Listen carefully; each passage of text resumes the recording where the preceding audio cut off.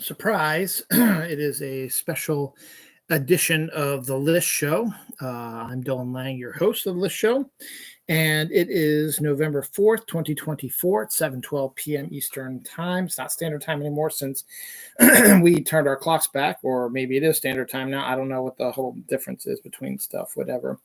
Um, Welcome. This is my first list show in about a month. I had a whole 13 days of Halloween thing, which was kind of a concurrent list show thing, but this is part of the official list show canon. So it's volume 6, Election Eve, the top 25 political movies. It is Election Eve. Tomorrow, November 5th, is the 2024 presidential election. Finally, after so much awfulness, we are finally here at the end, and here's hoping that it's a happy ending for everybody who loves democracy and wants to destroy fascism. But that's besides the point. We're not going to talk about that stuff. What we are going to talk about is political films. I got 25 of them and a honorable mention. Now, little background on this. This was just sort of one I just sort of came up with today. I knew it was election eve. I knew the election was tomorrow, and that on there too. And actually, I think I put it back the way it was. I'll put it like that. No, it's not going to work. So I just picked up like the top 25 like political movies that I could think of. They're not all going to be political movies that take place in the federal government. There's a high school one. There's history. There's musicals. There's thrillers. There's comedies. There's rom-coms. There's satire. So there's no real rhyme or reason. My main thing for the political thing is that it has to have a connection to politics in some form or another, be it in the federal government with the president, Congress, or something like that. And even so much as just a simple thing where the president is involved in a crime or involved in something, because a lot of these are not trustworthy of the American government, which is not too far out of thing, but it's also, a lot of them are also adaptations of historical people. Movies about historical people that were involved in politics. So that's a version also. So it's just kind of sort of a mishmash. And then there's one that, well, I'll get to it. I'll talk to you about why I thought it belonged in there. In retrospect, it probably shouldn't be in here because it's technically a political movie, kind of, but not really, but kind of is. We'll get to that in a little bit, though. And then there's probably some you never heard of before. Some you just know would never happen in real life anyway. Stuff that got a little too close to real life, that sort of thing. So I'm just going to go ahead and just do it and just try to. So it's kind of a mishmash, as I said, just a bunch of ones that I remembered off the top of my head. So I probably missed a ton of political movies that are probably just as good as some of these, if not better. These are the ones, for whatever reason, stick out in my noggin, and that's why they're on my list. So that's where I'm going to say that. And I'm going to try to explain why they're on this list as well when I get to the numbers. So as always, I do an honorable mention, and usually it's one that doesn't really have, I guess could be like consider like in this case like a number 26 or whatever, or in some cases it's just sort of like, could it be considered a political movie, but it's one that I would like to have people watch, because that's one of the reasons why I do this show, is to get people to check out stuff that they might not have even thought of before. My honorable mention is Spies Like Us, mid 80s film with Dan Aykroyd, Chevy Chase in it, directed by John Landis, and it's a political, and the aspect is that two federal government employees take an exam in order to become a spy, which is at the time 1985. We're in the middle of the Cold War with the Russians. Ronald Reagan is president, and so there's nuclear buildup and stuff like that. So they become spies. They take a test to become spies, but they are, well, Chevy Chase is playing Chevy Chase, where he's a complete loser who wants to make something of himself. He got the position due to his father and stuff like that, and wants to prove that he can do real stuff, but he can't because he doesn't put the work in. He just coasts through life. In this case, he's trying to hope he can pass the test by sleeping with one of the women that wrote the test to try to get some answers from it. So, and Dan Aykroyd is your typical Dan Aykroyd character as well. He's a way overachiever that probably should be a spy, but because he has his knowledge of Russia and science and nuclear weapons, stuff like that, he's a very technical guy. But he works in the basement of the Pentagon for an asshole who wants to keep him down because it's the best work that he's ever doing, and it's helping him get promoted. All the work that Dan Aykroyd's doing is helping this guy get promoted, stuff like that, because he's taking credit for a lot of the work that Dan Aykroyd does. So, and it's set up as a Bob Hope travelogue sort of thing. Bob Hope and I forget who the other guy was, Danny Kaye or something like that. So it is a very goofy comedy with a for the time 1985 sort of modern twist to it. So Dan Aykroyd helps Chevy Chase cheat on the exam, and meanwhile there is stuff afoot in the government where they've discovered a nuclear weapon has been moved to a wooded area in Russia, and they want to test something. They have come up with an idea for a missile defense system, and they need it. It's hypothetical and it's been built and everything like that, but they need to see if it actually works. So they are going to send spies in to set off the nuclear bomb towards the United States so they can prove that their weapon defense thing, their nuclear defense weapon is better than a nuclear weapon. But in doing that, they are, Russia doesn't want to launch it. The spies are going to launch it. They don't know that that's the plan. They're keeping that secret from the spies. But in order to get pressure away from the actual spies who are going to do the project, they they elect to do Aykroyd and Chevy Chase as decoy spies. So they'll send them into the area where it's heaviest traffic by Russian people and stuff like that. And because they're such losers, they'll stick out like sore thumbs, and the Russians will be focused more on them being spies, and the real spies are going to squeeze through there. It's actually a very funny film. Has a lot of political. It does have political stuff, and that's why I'm able to do it. Dan Aykroyd's able to do a bunch of this technical jargon that he's always good at, and Chevy Chase is just typical Chevy Chase sort of role. John Landis likes to cast his buddies in it, so Frank Oz is in it, and Sam Raimi, and B.B. King, and stuff like that, and Bruce Davison is in it, and Donna Dixon, who on this movie, her and Dan Aykroyd got together and became a couple. They're still married today, and Terry Gilliam's in it, and even Bob Hope has a cameo in it as well. It is a very Bernie Casey as well. It is a very funny John Landis-esque movie, what you expect from a John Landis movie. He brought you Trading Places and Coming to America and stuff like that. Is the sort of similar sort of vibe you get. Animal House he did also. Sort of similar vibe that he gets with Spies Like Us, but instead it's a political comedy, so that's why it sort of fits, but at the same time the story focuses more on the spies and the shenanigans by the federal government, a part that the president doesn't know about, is still part of the story, but it is kind of still a political movie. That's why I have it at honorable mention. So I think I made the case pretty good that it belongs on this list. Number 25 is Swing Vote, probably a movie you've never heard of before. It actually stars one of the biggest actors of the 1990s and the big director, Oscar award-winning director, and you can probably figure out who it is.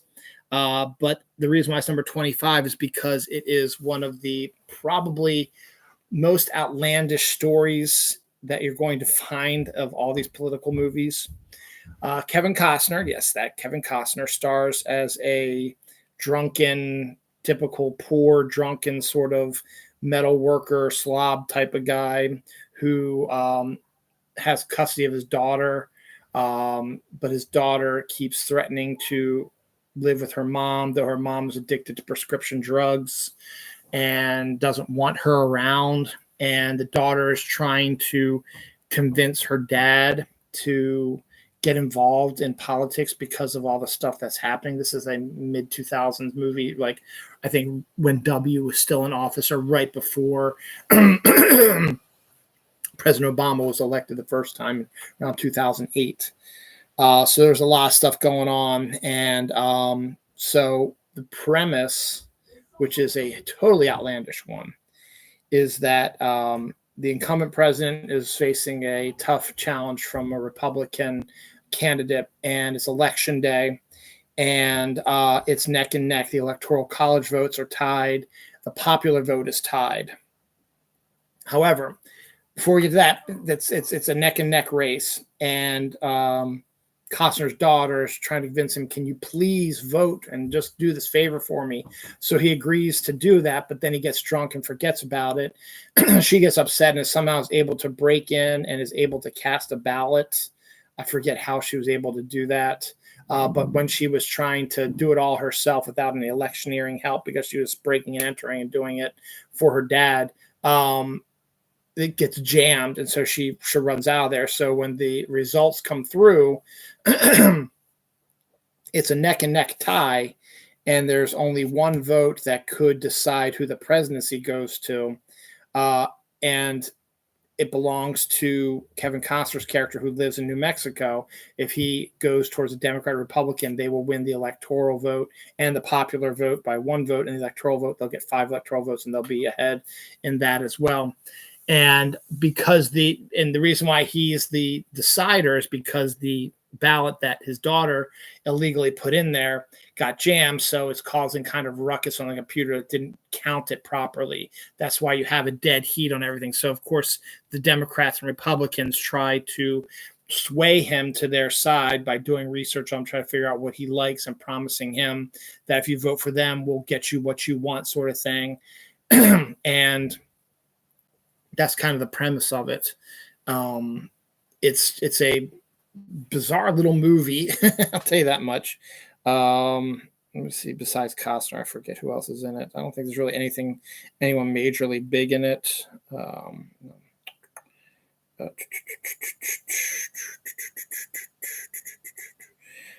me get to everything here. Yeah, 2008 movie. There's some people in there. Kevin Costner, Paula Patton, Kelsey Grammer, Dennis Hopper, Nathan Lane, Stanley Tucci, George Lopez. So I forgot there were some big stars in that. Judge Reinhold, Mara Winningham, Nana Visitor, Floyd Red Crow Westerman is in it also. Plus they have a bunch of celebrities themselves: Richard Petty, Lawrence O'Donnell, Willie Nelson, Chris Matthews, Bill Maher, Larry King, Ariana Huffington, Mary Hart, James Carville, Tucker Carlson, Campbell Brown, Aaron Brown. So it's, again, kind of a not too realistic movie, but it is still technically political because it is about a presidential election in New Mexico that comes down to one vote. Premise, again, is interesting, but it seems highly unlikely that would ever happen, but whatever. Number 24 is Long Shot.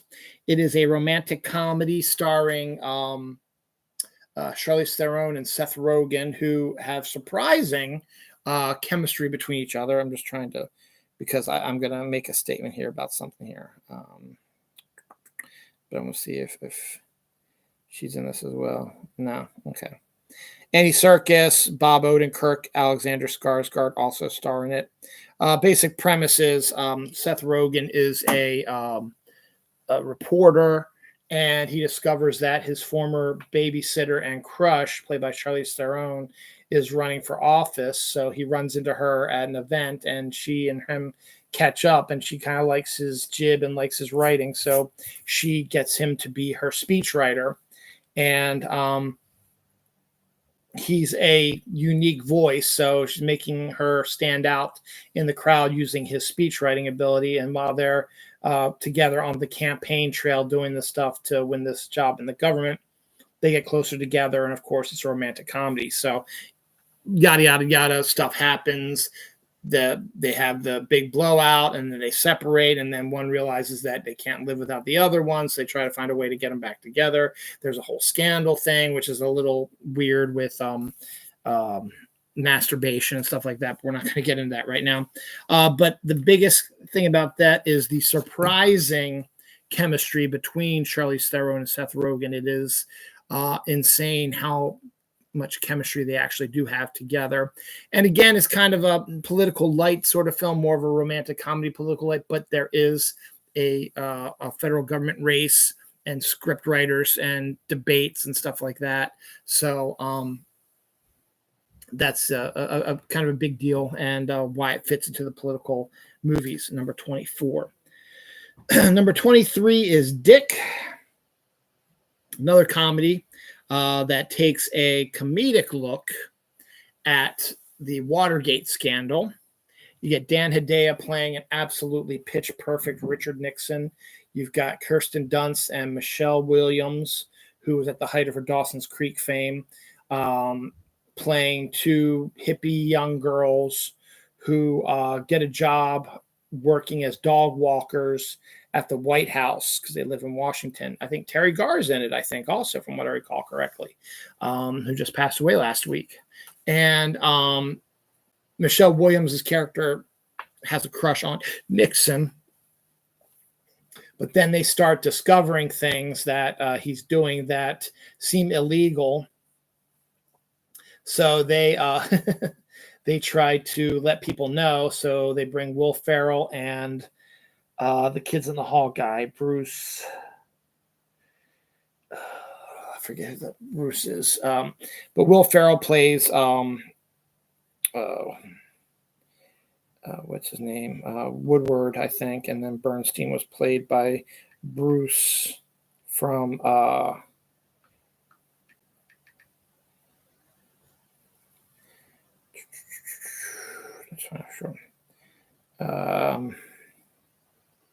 Bruce McCullough plays Bernstein. Will Ferrell is Woodward. Terry Garr is the mom. Dave Foley, also from Kids in the Hall, is Haldeman. Jim Brewer is John Dean. Anna Gasteyer. Harry Shearer is G. Gordon Liddy. Saul Rubinek is Henry Kissinger. Ted McGinley. Ryan Reynolds in an early role is in it. G.D. Spradlin as Ben Bradley. French Stewart. So a pretty decent cast. It was part of the great 1999 films that were out there. And it's a really funny film about Watergate and unexpected that the two girls are the ones that are actually Deep Throat. And it's really funny how they try to get more proof about the wrongdoing of Nixon and how they go about it. It's really funny and it's really cool. And it ends on a perfect note with He's So Vain playing as he's just removed himself from the presidency, and he's flying away, and he's flying overhead over Washington, D.C., and looks out the window and sees the girls have put something that's like "fuck you, Dick" or something like that in a rooftop sign, and they're like giving him the finger, and he looks down at them and gives them the finger, sort of thing. And it's He's So Vain plays that as the plane flies away. It's a hilarious movie. It's a great movie, and you get two alumnus of Kids in the Hall in it, and you get Will Ferrell in it. Unfortunately, the Will Ferrell, Bruce McCullough roles as Woodward and Bernstein were a little over the top for me. But Haldeman, Dave Foley's Haldeman is outstanding. Sherry Shearer's G. Gordon Liddy is fantastic also. Saul Rubinek, all these guys are fantastic.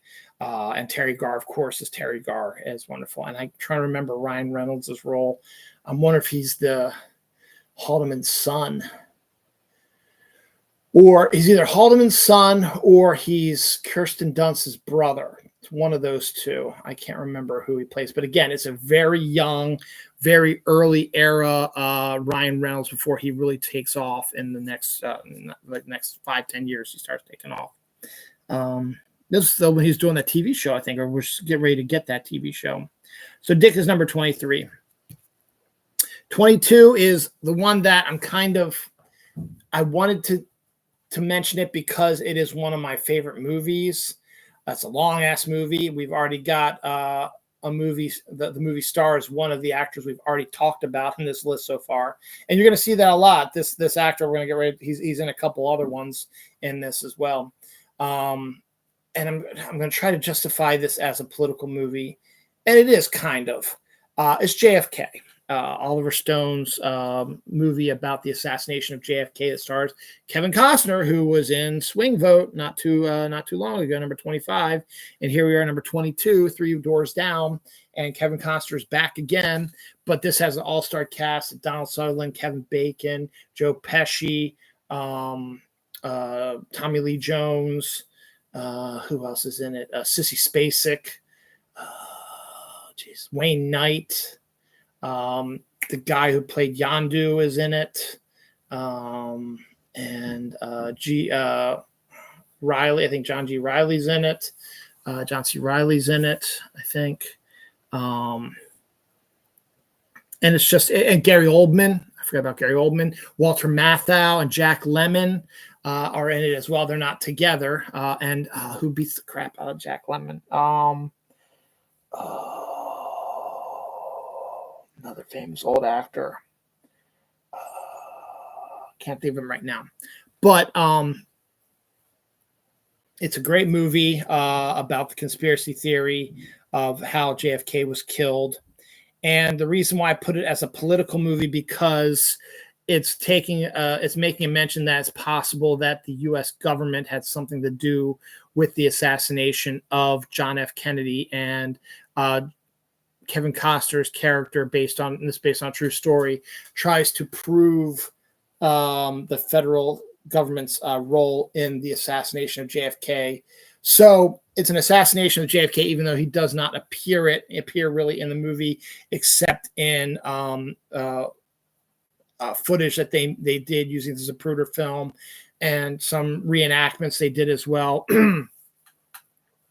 But it is a very complex, very well thought out of, and really, for even if you're not a conspiracy theory buff, it is a fantastically shot film with Oliver Stone jumping between reenactments, actual footage of that was taken of things, the Zapruder film, different types of ways that he shoots it, the flashbacks back and forth. You can't tell. It could be one scene that could go present day newsreel film, reenactment, present day reenactment, newsreel stuff. So it spirals through, and it's such a boom, boom, boom, boom, boom. It's a 3-hour plus movie, but it's worth it, particularly for the end. If you've always had it, you thought that might be some little hinky with the way John F. Kennedy's stuff happened, or how he died. This will give you a definitive timeline, which kind of proves that there could very well be a pretty easy truth to the fact that he was assassinated. I like to consider it a political movie because it is about a potential political assassination. It is it's about JFK, and it's about an investigation into the murder of JFK. That was a big federal thing, and Lyndon Johnson's involved, and all this stuff. So I still can make a case that JFK belongs at number 22. I didn't put it higher because I'm not there. There's ones that are much closer to political movies than this one, though. It is one of my favorite movies. I love JFK. It does have some off-kilter stuff in it, but it is in essence a decent film in the long run. 21 is another one of those that the political aspect of it is not quite following about political procedure. This is a thriller directed by Clint Eastwood, starring Clint Eastwood and Gene Hackman, and Laura Linney in her first of also many roles. Laura Linney and Kevin Costner appear multiple times on this list because they tend to like those political type movies. Laura Linney particularly is the MVP for at least not half of the ones on here, but at least 5 to 6 of them have Laura Linney in it in some form or another. This is one of them. Ed Harris is in it as well. And it's a great premise as well. And it was also the first of, Hollywood has this problem where they do 2 films. They make 2 films for the similar idea. We had it with, ID4 and Mars Attacks. You had it with Dante's Peak and Volcano. You had it with Red Planet and Mission to Mars. You had it with Deep Impact and Armageddon. Stuff like that. So you have that sort of stuff going on. So they do those where 2 movies that have a similar feel to it come in here. Absolute Power is the movie. And the double for it was Murder 1600, which almost made the list. But to me, Murder 1600 was more of a thriller where the government aspect of it is sort of in the background. It's about a murder that takes place at the White House, but the president is not involved, and neither his family members and stuff like that. And Secret Service isn't either. But Absolute Power, the reason why it's number 21 on my list, the reason why this is on the list and not Murder 1600 is pretty simple. Absolute Power, and this isn't really a spoilers because you discover this early on in the movie. But if you want to stay completely clear, I'm going to be going to spoiler detail in almost all these movies. So just be warned about that. Clint Eastwood plays a longtime cat thief who I think might have been caught once or twice, but is actually pretty good at his job. He's the type of cat burglar who he takes his time. He does his research. He doesn't just go willy-nilly into a house. He picks a house. He pretends to be a security expert of the security system they have. He pretends to be gardener. He follows the people who live there. He kind of stalks them a little bit, see what they're, how they're, what they do when they're out of the house, when they're in the house, if there's any animals in the house, if there's any extra people in the house, because he's hitting these heavy, high-priced sort of Washington, D.C., Virginia suburb sort of houses, because he takes place, his area is outside of Washington, D.C. Anyway, he picks this one house, and because he knows his research, he knows who it is. He knows there's going to be a lot of money, and he knows that the guy who owns the house is going to be gone, as is his wife. So he does his research, and he goes in and breaks into the house and starts doing his usual thing, but then is startled when 2 Secret Service agents appear to be coming towards the house and enter the house, and then a limousine pulls up. And so they're in the house, and they're coming up to the bedroom where he's in. So he's got to try to figure out a way to escape so he doesn't get busted. Discovers a secret closet that has a one-way mirror so he can see out, but they can't see him into the bedroom. So he hides in there, and it closes just as the Secret Service agents come in. And then as he sits there, he watches the President of the United States, played by Gene Hackman, shows up with the wife of the guy whose house this belongs to. And they start fooling around. The Secret Service agents leave the room, and give them their privacy. And Clint Eastwood is watching them in this room where there is a chair, and it's a one-way mirror so he can see out, but they can't see him. And he starts watching them having sex. And then it gets really, really violent sex where the president starts really like slapping her and punching her and doing stuff, pulling her hair and doing stuff. Because some women like that. But the woman doesn't seem to be too happy about it. So she starts, fighting back and stabs him with a letter, one of those letter openers. And the president calls out in pain.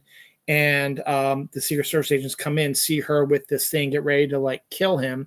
And they shoot her and kill her. So now they have scandal on their hands. And Clint Eastwood is the only witnessed all this without them knowing he was in there. So the Secret Service agents clean up the mess and get the president out of there, and they got to come up with a story idea. And once he thinks that they're done, he gets ready to leave, but makes a noise, obviously, and there's still secret agents on the premises. So they see that there's somebody in the building with them, and so Clint Eastwood gets away. So now they realize that somebody witnessed this, and they don't know who it is. So they got to figure that out and try to figure out what happened. Meanwhile, Ed Harris gets called in. He's a homicide detective, I think, who starts investigating the crime, and he's the one that postulates that it could be Clint Eastwood's character was the one that saw. I forget how it all leads to that. How eventually the Secret Service, and I think the policeman tells the Secret Service what they believe that the person who. And so here's this. I'm getting ahead of myself. So Ed Harris is a homicide detective, comes in to investigate the homicide, the death of this woman. And the cover story is that she surprised a burglar, and the burglar killed her. And they believe the burglar was, and I think maybe one of the Secret Service agents know who he was, saw him before he ran off and escaped from them. So they blame Clint Eastwood for the murder of this woman, whose husband is as an older gentleman who is in his probably 60s, 70s. It's a sugar daddy who is a huge campaign financer for Gene Hackman's character. And so they are telling him that this burglar is the one that killed this guy's wife. So he has them, the FBI and the Secret Service and the homicide department, go all out to try to find Clint Eastwood's character. But Clint Eastwood knows that the president is the one that killed her, or the Secret Service agents are the ones that killed her, and the president is the one that beat her up and stuff like that. And he's going to get away with it. And he had an affair with this woman. So he's getting ready to run, but then he realized that we can't do this. So he starts playing a cat and mouse game with them, because I think somehow he's able to get a hold of the murder weapon that has the president's hands on it, or I forget, as the blood on it, on his blood or something like that. It's been a while since I've seen it, but that's the general gist of it. And it's a great movie. It's very suspenseful. Laura Linney plays Clint Eastwood's estranged daughter, who Ed Harris talks about, because once he realizes that Clint Eastwood's the one who's probably the killer, but is not sure, it potentially could be the killer. He's trying to do his own investigation, and they have a really great scene where Clint Eastwood is at an art museum and he's making a copy of a art thing, and they have a good conversation like that. But it's Clint Eastwood starts messing with the Secret Service agents and the president, but then Secret Service is like, we can do the same thing. They start messing with his daughter and stuff like that. So it goes all out. So he has to come up with an idea of how to stop them and get everything taken care of. It's a great movie, great cast, a really interesting side note story. They filmed part of it in Towson, Maryland, which is where I grew up. And I remember I was working at the radio station, and I remember hearing a story when I was doing movie premieres there, because I was friends with a lot of people who worked at the movie theaters. And they told a story that when Clint Eastwood was in town filming Absolute Power, because he was in Towson, they filmed a couple scenes in there, and they filmed a lot of it in Maryland as well. Not just in DC, but in other parts of Maryland in there as well. A ticket who sells the tickets to you at the movie theater there in Towson said that Clint Eastwood came up and bought a ticket for Apollo 13, which had Ed Harris in it, who was starring in the movie that he was filming, and he wanted to watch it. And so he came, he didn't need them to clear out the theater or whatever. He just wanted to come in after the movie started. So they helped walk him up to the movie theater and let him sit in the back. And nobody was no one was aware that Clint Eastwood was actually watching the movie with them in the movie theater. And then when the movie knew he was getting ready to end, he got up and was able to get taken out before anybody saw him. And so it was just kind of neat that that kind of happens. And it was all because he was filming this movie in Towson at the time. And it was the movie theater that I go to and did my radio station stuff all the time for. So it was kind of interesting. Number 20 is another one where the government has a small aspect of it, and it's half the movie is about political stuff and the other half is a action film about drug dealers and the black ops team trying to take them out. It's the adaptation of Tom Clancy's Clear and Present Danger with Harrison Ford. And basically the premise is Harrison Ford's Jack Ryan character becomes the head of CIA or something after James Earl Jones, this character, passes away, who was a buddy of his. And in his new job, he discovers that a aide of the United States, of the president, is trafficking drugs to try to make it look like that they're doing a good job about keeping drugs out, but they're actually the ones controlling the trade. And the president knows about it. And so Jack Ryan has to try to figure out how to prove that this is what's going on, because the government officials are 2 steps ahead of him and know he's trying to do this.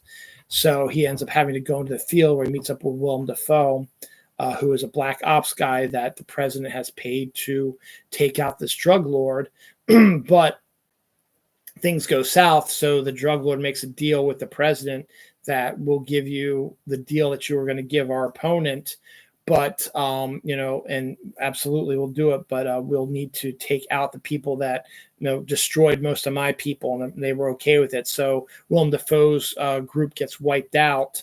And so Jack Ryan and him team up to try to stop the drug dealer and also prove that the president is crooked and dealing with stuff. There is some heavy political stuff in it. And again, it is also big time action film. And there's also, again, sort of proof, like a lot of these governments are not good. They're all their enemy, they're bad, whatever. And that's unfortunately, when you want to make a good movie, an entertaining movie, it's hard to make ones with the government being good. And there are some, though, when you get further up, we're going to find out absolutely about the government being good and stuff like that. We're going to talk about that. But again, it's Clear and Present Danger is technically a political film, but is also the political aspect of it is only a small portion of the film. But because it does impact the president and the federal government and deals with the CIA and stuff like that, I threw it in as part of the political process. So that's number 20, Clear and Present Danger. Number 19 is Bulworth, another kind of bizarre little film. Warren Beatty stars in, and I think he directed it. Halle Berry's in it also. And is Laura Linney in this one also? I think Laura Linney might be in this one also. Let me just pull her stuff up here.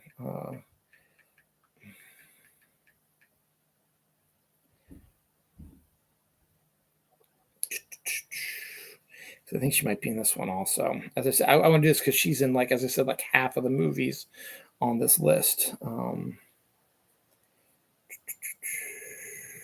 Okay, film 1 on my list. 2.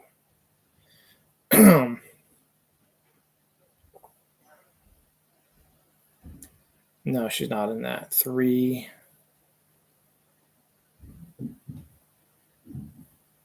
All right, so she's only in 3 of them, but still, she seemed to be in a lot of them. She's not in this one, but Bulworth, as I said, is about Warren Beatty is a suicidal politician who's running for office, and because he feels suicidal, he doesn't want to kill himself because he signed a life insurance policy that says if he was murdered, his family is going to get millions of dollars. And he'll be able to take care of them, and he'll be dead because he's suicidal. So instead of committing suicide, he hires he goes through a process, doesn't know who the assassin is, but hires an assassin to try to kill him. And so he just goes about doing his stuff, but he just starts, at this point, is like he knows he's going to die in a few days, so he just doesn't give a shit anymore and just starts doing all kinds of crazy stuff and wild things, and he starts becoming wildly popular. He does some drugs and gets totally crazy, ends up hooking up with a black woman played by Halle Berry, and she starts hanging out with him. He starts rapping and laying down the stuff and just being like all around guy who's just doesn't give a shit anymore. It's just going to tell it like it is, and the American people love him for it. So his poll numbers start going up, and so he starts to realize that this is maybe the way I should have been doing it the whole time, and his suicidal thoughts start to dissipate. But he also, because of what he's saying and doing, he's creating enemies inside the government as well. And so now he's got fears that the government's going to come after him, and also that he's still got to figure out, he doesn't know who the assassin is or when they're going to strike, and he doesn't know if he's going to be able to stop them or whatever. So that's what Bulworth is about. It's, again, kind of an off-kilter political film, but it does take place during a candidacy. I think it's for Senate, or I don't think it's for presidents. I don't think it's for president, but it's just, or maybe it is for presidents. I don't know. I don't remember. But it's, as I said, it is a political film, a kind of weird, wacky comedy with a strange premise. And to see Warren Beatty rapping is a little awkward and uncomfortable. But it was a pretty decent hit from what I recall. And plus Halle Berry, is in it, the height of her powers as well. So that's number 19. Number 18, we find The Distinguished Gentleman, directed by Jonathan Lynn, who directed My Cousin Vinny. This is actually, I think, his follow-up to My Cousin Vinny. Starring Eddie Murphy. Eddie Murphy, this was in the mid to almost late 90s. Eddie Murphy was not the Eddie Murphy he was in the 80s. He was starting to descend a little bit, and he was doing a lot of the Nutty Professor and Dr. Dolittle movies, so he's doing a lot more family films, but he wanted to keep his options open. So he ended up signing on for this comedy called The Distinguished Gentleman, which is technically a loose remake of Mr. Smith Goes to Washington, but with a different spin on it. The Distinguished Gentleman, Eddie Murphy plays a con artist in Florida who befriends his congressional congressman. They're best friends, or not best friends, but they're good friends. And the congressman has kind of like the same last name as him. And the congressman dies, so his seat becomes open. And this congressman had been telling him before he died of natural causes, wasn't killed or anything like that, just natural causes, was telling him beforehand that Washington is, if you want to make money fast and quick, the lobbyists up there will give you millions of dollars. They'll sell you their vote.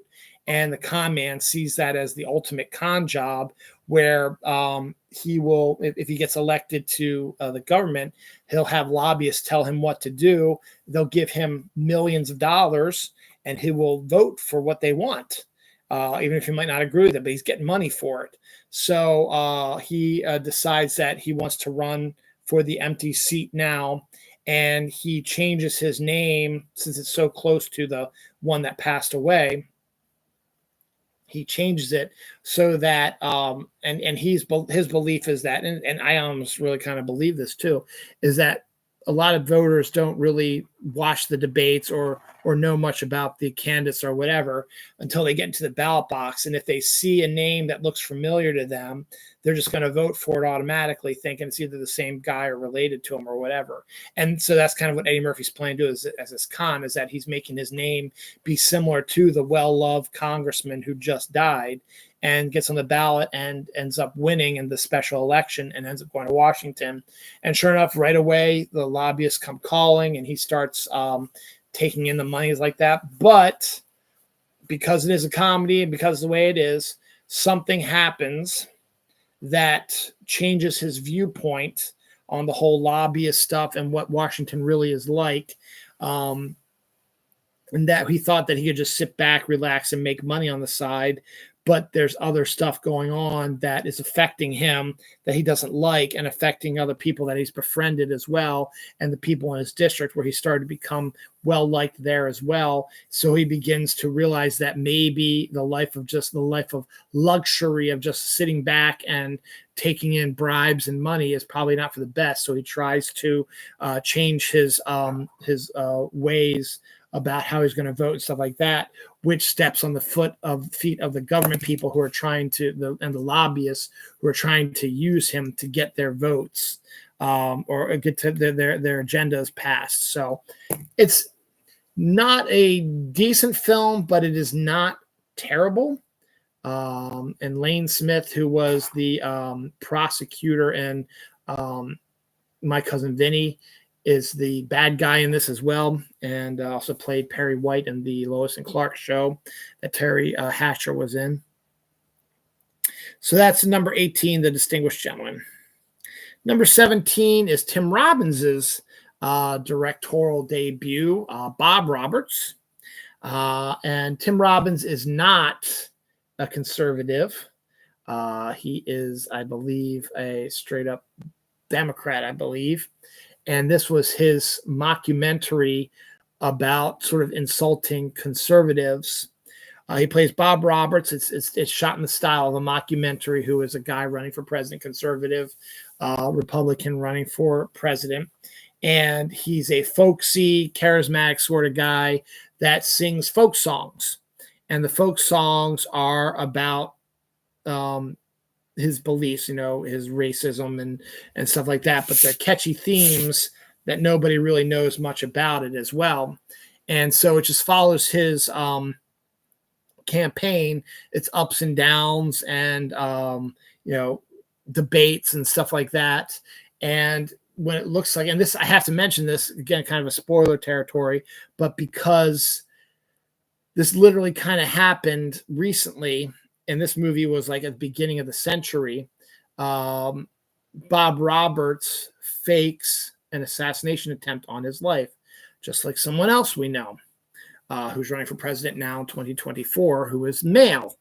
And that's all I'm going to say about that. But he fakes an assassination attempt and becomes much more popular. Meanwhile, there is a reporter who is trying to dig deeper and try to break a story about how awful and terrible and how this guy should not be running for president, and is always, antagonistic towards them and getting into issues and stuff like that.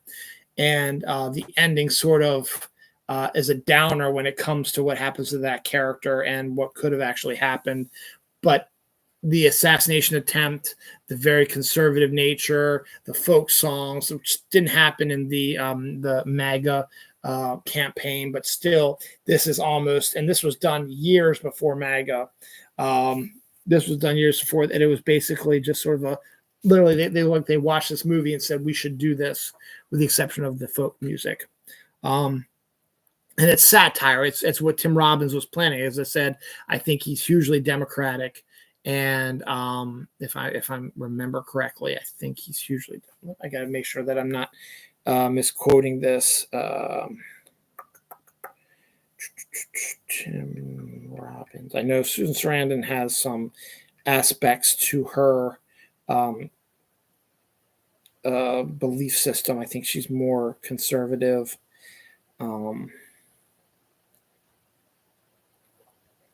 They share liberal political views. Okay. Robbins supported Ralph Nader's 2000 presidential campaign and appeared on stage in character as Bob Roberts during the Nader Rocks. So I guess he made critical statements against Hillary Clinton and while introducing Bernie Sanders. So he's basically campaigned for John Edwards. And so he's a liberal, but he's also not someone, he did not back Gore or Obama or Hillary. He always went third party. It might have voted for them once the third parties closed out, but he seems to be the type of guy that was more third party. But he is more on the liberal bent since he backed John Edwards and Bernie Sanders, to name a few, and Ralph Nader. So it's a satire. It's his way of poking fun at the Republicans that he's not the biggest fan of. So Bob Roberts, number 17. Number 16 is The Pelican Brief. Again, one of these films that has it has a political aspect to it, but the politics are not really the main part about it. Based on the John Grisham novel, stars Julia Roberts, Stanley Tucci, and Denzel Washington. John Lithgow's in it as well. And I'm going to say Stanley Tucci's name before Denzel's because I was going to forget it. I knew it. And also John Hurd is in it also. And Uncle Sam is it. Sam Shepard is in it as well, my Uncle Sam. Anyway, it's based on a John Grisham novel. And Ray Walston's in it. Not Ray Walston. Hume Cronyn is in it, excuse me. Basically, the story is that two Supreme Court justices, who plays the president?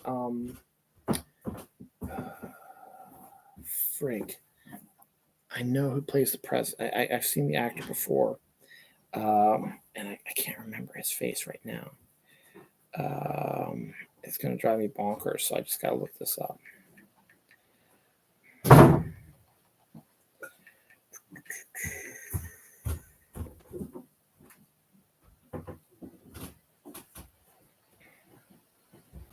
Tony Goldwyn's in it. James B. Sicking. William Atherton. Robert Culp is the president. That's what it is. Robert Culp, Stanley Tucci, Hume Cronyn, John Lithgow, Cynthia Nixon, Jake Weber, Edwin Newman as himself. So it's a great cast. Alan J. Pakula directed it. Alan J. Pakula directed another film that is at the top of my list, but we're going to talk about that in a little bit too. But The Pelican Brief basically is an adaptation of the John Grisham novel about two Supreme Court justices who are murdered. And the president, Robert Culp, is getting ready to introduce, has to, fill the seats. So he is going about trying to pick two Supreme Court justices that he can to fill their spots. But there's something hinky about the murders. They're murders for the most part, and they're being investigated by the DOJ and the SS and the FBI and stuff like that. But there's something hinky about it. And we go down to New Orleans, where Sam Shepard plays a college professor. I forget which college. It's one of the New Orleans ones down there. Law college, who one of his mentors was Hume Cronyn, Supreme Court Justice, who was killed. And so he's feeling depressed and sad about that. And he tells his college-age girlfriend, so he's kind of breaking the law there because he's dating a college student played by Julia Roberts, about a theory he has. And Julia Roberts doesn't really think much about it, whatever, but she writes it down maybe be something she could look into, give it to somebody to take a look into, because it is an interesting theory about why these two were murdered. But then Sam Shepard's character gets killed in a car bombing, and Julia Roberts' character starts getting death threats. So she reads the Washington Post and realizes that Gray Grantham, who is the writer who follows the beat of the political beat played by Denzel Washington, will be the guy that maybe Sam Shepard got too close and that's why he was killed. And she's the other one who knows the issue, and they're going to come after her now because she knows that the murders are connected to something bigger.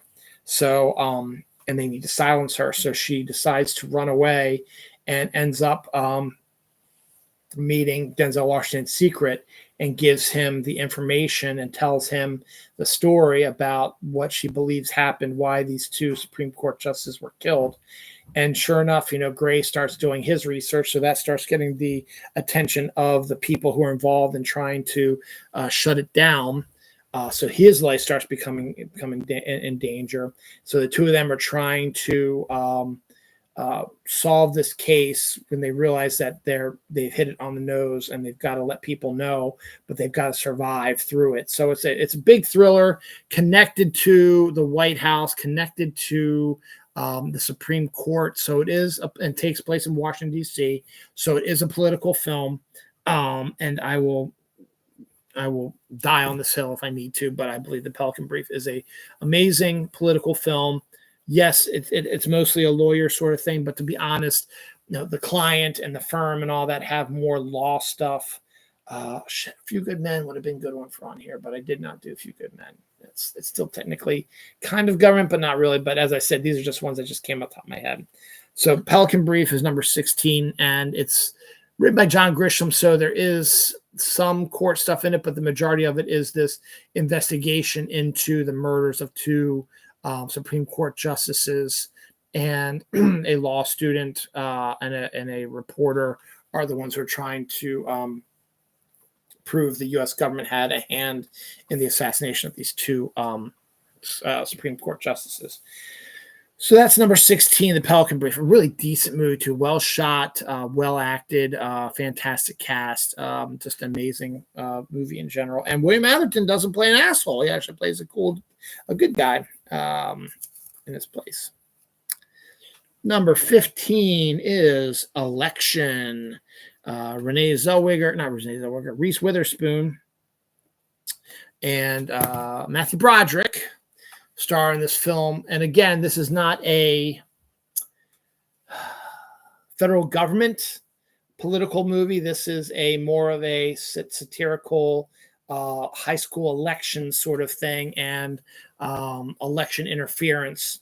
Matthew Broderick, who played the ultimate slacker in Ferris Bueller, now plays the role of the heavy school official who does not want Reese Witherspoon's very excited, very gung-ho student to win the high school election for president of the senior class or whatever. So he tries to sabotage her campaign. So it's, again, kind of a political movie in the aspect that it covers an election, though not, again, in federal government. An election is part of political stuff. And so that's why I have it here, because it is, as I said, not connected to a federal government story. It is still a political movie about an election, which is something that happens in politics. It just so happens that it's high school politics and how people try to put a stop to it and stuff like that. So Election is number 15. Number 14 is a film you probably never heard of, but is a film that has a lot of bearing today, if you believe certain people. It's called Man of the Year. It's directed by Barry Levinson, who's an Academy Award-winning director, local boy from Maryland as well. Has directed some of the huge hits like Rain Man and Good Morning Vietnam and Diner and stuff like that. And another movie down the line we're going to talk about here in a little bit. But Man of the Year has Robin Williams as this is like an early to mid-90s film. So Robin Williams is also kind of on that downslope where he's trying to mix in his hyper comedy movies with ones that are a little bit more sedated. And this one is sort of a combination of both, where he plays like a Jon Stewart sort of Daily Show political comedian TV show host. And as a joke, he decides to run for president. And because he's hugely popular, a movement is put in place where he is able to get enough attention, enough votes to get onto the ballot in 13 states.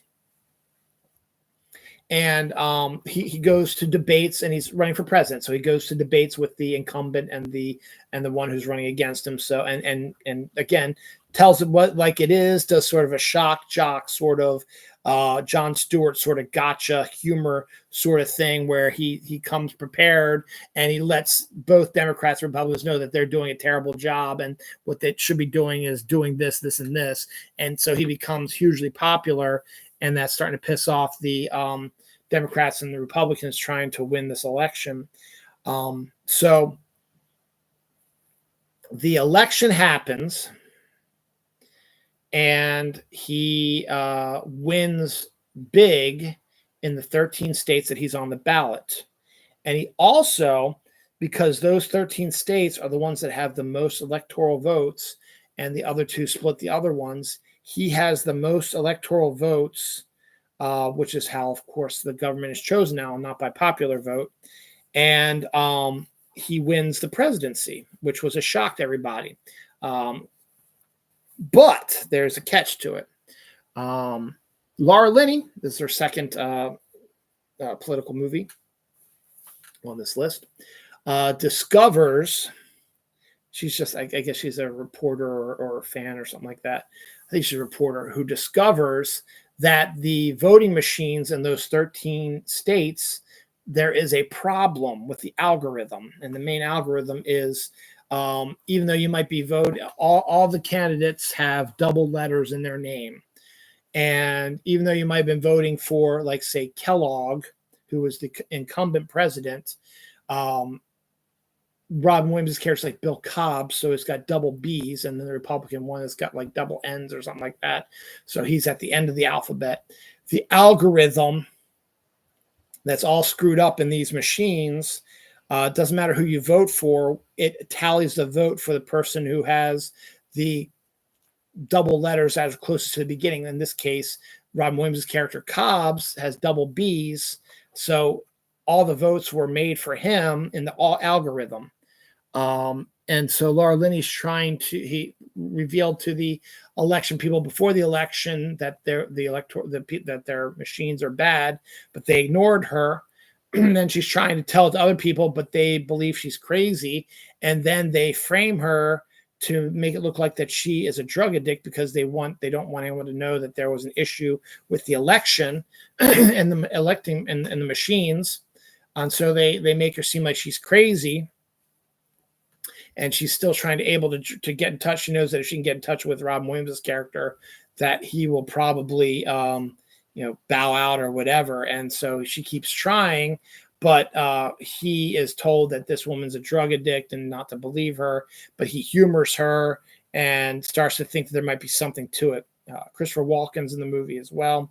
It's a definitely unique film, not a great one, but is definitely a big political movie that has issues with the voting machines, even though there are no issues with the voting machines here in the United States, though that is the claim that the MAGA Republicans said is why the election was rigged for them, except if there was a problem with the election machines, that they were changing votes to Democrat or Republican. It's a algorithm. So it should have changed all the votes to Democrats if that was indeed what was happening. Instead, they were changing the vote to Democrat and only the presidential one. But in the House and Senate races, the Republicans that they voted for got voted in. So if there's a problem with the voting machines, it would not just focus on one thing. So it was so bad that Fox News got sued by the election company or the machine counting thing, and they lost and had to pay $785 million or something like that. They lost a shit ton of money. But that's what the MAGAs are trying to do, is make it seem like it's rigged because they say that the voting machines are changing votes, and that's not true because it's been proven not true. But that's why it's number 14, is because it has it's an interesting premise, but it also has sort of a connection to what's kind of going on now.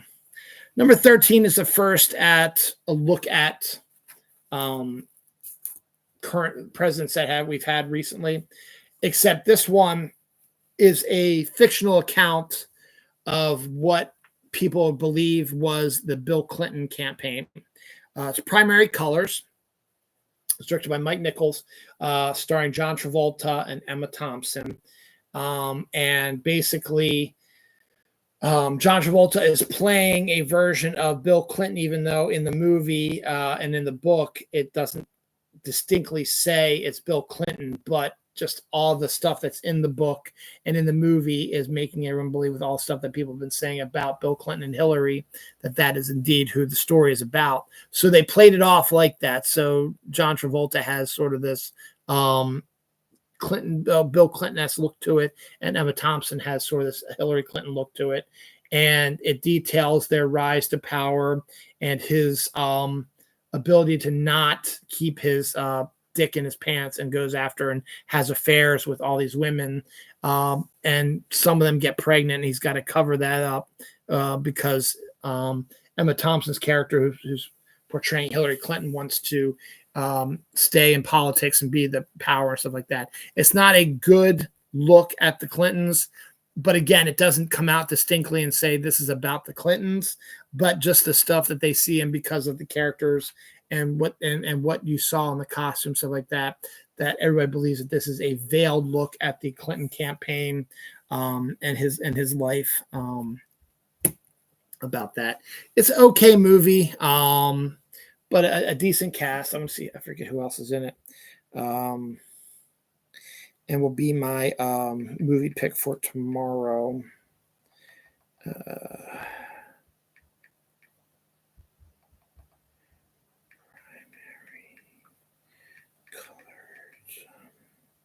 1998 film. John Travolta, Emma Thompson, Adrian Lester, Billy Bob Thornton, Kathy Bates, Maura Tierney, Paul Guilfoyle, Larry Hagman, Diane Ladd, Rob Reiner, Allison Janney, Robert Klein, McKelty Williamson, Geraldo Rivera, Charlie Rose, Larry King as themselves, Tony Shalhoub, Bill Maher, Sophia Choi. So again, it's a veiled look at the Clintons and about his rise to becoming president of the United States and all the stuff that happened behind the scenes that was covered up. So again, it's based on a book that it's written by, I think, someone who called themselves Anonymous, and they don't use the Clintons' names, but everyone assumed it when they read it that it was about the Clintons, so they made the movie to be about the Clintons for the most part, their rise to power. So it's number 13. Number 12 is one of my favorite political movies of all time, and probably the reason why I did this list is because I need this movie to get more excitement behind it. It's in my underrated movie list, which I'll do eventually. It's Speechless. Probably never heard of this either. Gina Davis, Michael Keaton, Ernie Hudson, Christopher Reeve, in one of his last films before he had his injury. 94, 93 came out. I think it was 94, actually. From the director of another one of my favorite movies that's underrated, Heart and Souls, with Robert Downey Jr. Speechless covers a race for governor of New Mexico, I believe, and or Senate. Is it Senate or governor?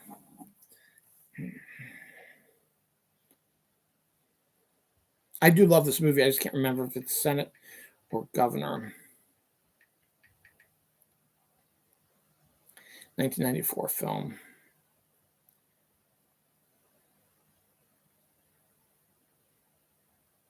Senate election. Okay. So it's an election. So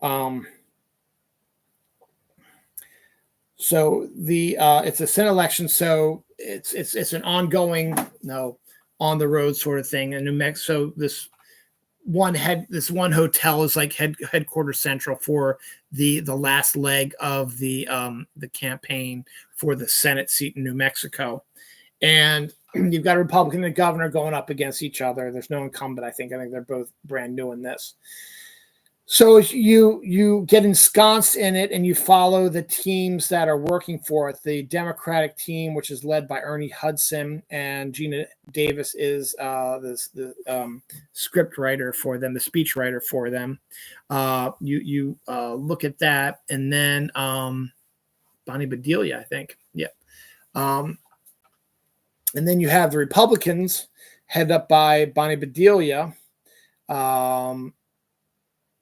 who need a new speechwriter because the one they had was just not working, and the Republican candidate was starting to lose in the polls and stuff like that. So Brian Bedelia decides to hire her ex-husband, played by Michael Keaton, who was a scriptwriter, but then went Hollywood and created a popular TV show that everybody knows with Harry Shearer and Stephen Wright, who portrayed themselves playing the roles that in this fake TV show.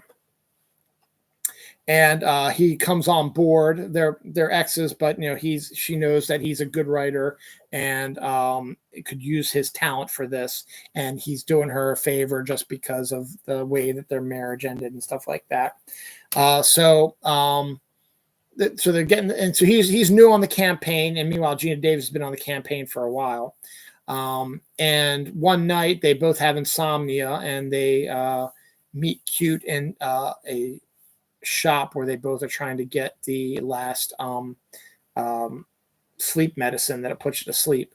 So they split the package in half, and they go on their way. But there were some sparks flying between them, but they still can't go back to sleep. So they go back downstairs and try to work or whatever. It's like 1, 2 in the morning, whatever, at the coffee shop.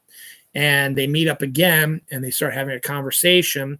And then they start flirting with each other even more. And so they decide to go for a drive because he's like, we should go out for a breakfast burrito since daylight was coming. And it's down the road. So they're driving in Michael Keaton's car. Rather, Geena Davis is driving Michael Keaton's fancy car because she likes it. But then they run out of gas in the middle of nowhere. And so they have to make their way back. And they make their way back, eventually get gas, make their way back just in time for the morning to start. And they start making out in the car, and they get caught by Ernie Hudson's character, who is Geena Davis's boss. And she introduces him as a sitcom writer because he's not saying that he's a speech writer. And she claims to be a journalist who doesn't want to let anyone know that she's also the speechwriter. That's where the confusion between the two of them comes. So they don't believe that they don't know that they are speechwriters on the opposing teams. And so they set up a time to meet later in the day to continue their makeout section and probably eventually to have sex and stuff like that, just to start a relationship, whatever, and get back together. And they talk to each other periodically during the day, but they're also doing their jobs to do the stuff. And then eventually they are told that they are supposed to go to the school separately by a different party, supposed to go to the school where they're supposed to, they're supposed to talk to the opposing candidates speechwriter, and they don't know that they're each other's speechwriters. So they go there and discover that they are on the opposing teams. So that's where the first breakdown things where they were on their way to having a good relationship, but now they both lied to each other, and now they are enemies. So they start acting like it, and so they try to outdo one another while still having sort of the hots for each other, trying to quell their passion for each other because they're mad at each other for lying, and they're on opposite sides of teams like that. And then of course things pop up. Christopher Reeve plays Geena Davis's ex-husband, and he is a reporter who goes to like war zones and stuff like that, and he kind of wants to get back together with her. And so they kind of do get back together. And meanwhile, he's still obsessing about her, even though they can't be together. And he's always keeps trying to win her over, but she's currently trying to get back together with her ex-husband. And then that's it just so spirals. So it's a romantic comedy about opposing speechwriters and the stuff that happens in between during the campaign. It's a really good political movie because it does focus. The majority of the film is this political race. I mean, the whole film is this political race. From beginning to end is about this political race, and it just follows the different crews and how they do stuff, and also how they one-up each other and stuff like that. It's also noted that this is the only movie where we saw something potential. Christopher Reeve, for those who remember, played Superman in the original Superman movies, and Michael Keaton played Batman, the original Batman movies. And the two of them share a scene, just the two of them together, which could very well have been a look at a what if for a world's finest movie. And I'm so sad and so mad that Christopher Reeve had his accident where he couldn't act anymore, because I think him and Keaton had really good chemistry in this one scene they have together. And it would have been fun to see them become buddies as Superman and Batman in like a mid-90s world's finest film. But alas, it didn't happen because unfortunately he did have this accident. But you do get this one scene between the two of them where it's just the two of them. They interact with each other in other parts of the movie as well, but there's usually other people in there with them. This one is just one scene where the two of them are together. And you're sort of like, oh man, Superman and Batman together. Oh, what could have been. I love this movie. It's one of my favorite movies of all time. Hugely underrated. And the reason why it's number 12 is because there's 11 other films that are a bit more political and more along the lines of what you expect in a sort of a political movie. But don't think that this isn't a political movie. This is definitely a political romantic comedy. Yes, the romantic comedy is the forefront, but it is developed in a senatorial race. So it is a political movie, but it's also a rom-com, and it is so good. It's Speechless, number 12. Number 11 is not really a movie so much as a miniseries that was on HBO, but I had to put it in there because it is a award-winning miniseries and had an amazing performance by Paul Giamatti and Laura Linney as John Adams and Abigail Adams. It's the John Adams miniseries, which basically follows the life of John Adams, who was the second president of the United States, from his days of being part of the Constitutional Convention to him being president to his death and all the American Revolution and something like that. Paul Giamatti did a fantastic job as John Adams. Laura Linney is amazing as Abigail, and I forget there's some other really huge stars in this as well. And it is a very well done, because it doesn't, because it's a mini series, you can fit a lot of information about John Adams, and is also what really gives you an idea, because you learn a little bit about John Adams in school, but not a lot. This movie will, or the miniseries will really get you involved with that. It was a 4-part, 5, 6, 7-part miniseries, looks like. Paul Giamatti, Laura Linney, Stephen Delane, David Morse, Tom Wilkinson, Rufus Sewell, Justin Theroux, Danny Houston, Sarah Polley, Andrew Scott, Eben Moss Bacharach, Tom Hollander, Julian Firth, and a whole bunch of other people that aren't really all that famous, but do a good job as well. So you get the general idea. It is an amazing story. As I said, you get the entire history about John Adams and Paul Giamatti, and I think Laura Linney. They both won Emmys for it, I think. And it won a bunch of Emmy awards and stuff like that. So it is a huge thing. And it's one of those that it's a great, when you can do it right, and you can do something where you are able to take a look at a president or a politician that you might not know much about from the early days. This is the way you want to do it. The John Adams miniseries is phenomenal, is number 11. Number 10 is sort of in the similar boat, but a little slightly different. The John Adams miniseries was based on a massive book about John Adams. My number 10 is based on a giant book about Alexander Hamilton. It's Hamilton. Now, I know it's a Broadway play, but during COVID in 2020, right when Hamilton was starting, right, the year before, like 2018, 2019, was when Hamilton like debuted and was huge, stuff like that. They videotaped a version of one of the Broadway shows with Lin-Manuel Miranda in the lead role and the original cast in the lead roles.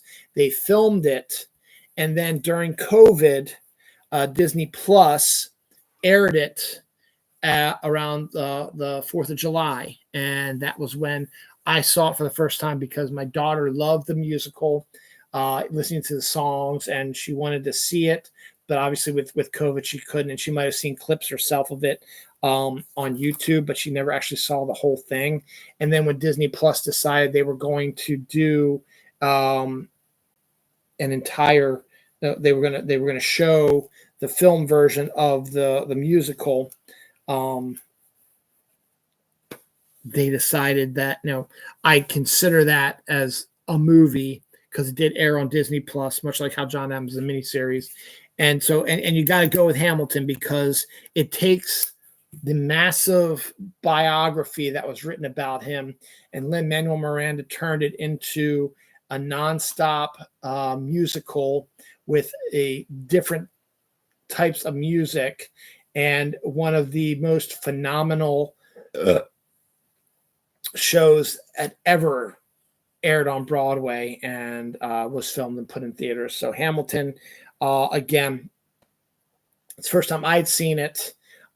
We saw it on 4th of July week during COVID, and it was astonishing, and it was fantastic, and I really, really liked it, and that's why it has a slight edge over John Adams.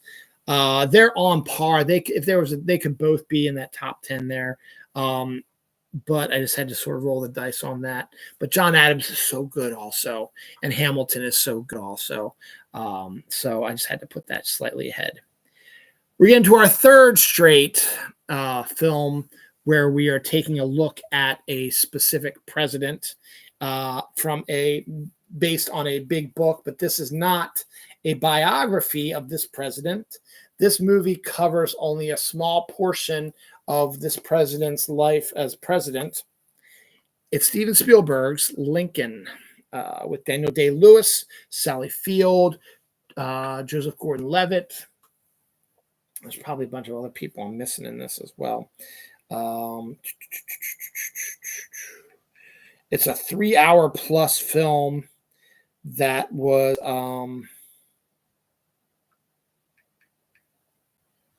there it is. Dan Day-Lewis, Sally Field, David Strathairn, Joseph Gordon-Levitt, James Spader, Hal Holbrook, Tommy Lee Jones. Screenplay by Tony Kushner, based on the Team of Rivals book that's hugely popular. Gloria Rubin is in it as well. Bruce McGill, Adam Driver, Jared Harris, Coleman Domingo, David Oyelowo, Lucas Haas, Dan Deheen, Bruce McGill, Joseph Cross, Jeremy Strong, Tommy Lee Jones, Lee Pace, Walton Goggins, Hal Holbrook, James Spader, Tim Blake Nelson, S. Apathia Merkinson, Jackie Earl Haley, Gregory Itzin. So Team of Rivals is basically a story about how Lincoln built his cabinet when he became president during the Civil War with members of both parties to try to prove to the South that he was trying to reach out to them to try to clear this out. And so there was many times where the cabinets were at each other's throats and were not agreeing on stuff. And it was how they came to agreements and how politics should be bipartisan politics that led to what eventually became the end of the Civil War due to this bipartisan politics. It's a astounding film, nominated for multiple Oscars. It might have even won some. I don't even know if Daniel Day-Lewis won for Lincoln. He might have. Just Spielberg at the top of his stuff when he knows his stuff and is really into it. A cast of thousands, based on a hugely popular book about Lincoln. And it's a 3+ hour film, but it was a big hit also. Lincoln's number 9. So we have John Adams, Hamilton, and Lincoln all in a row here.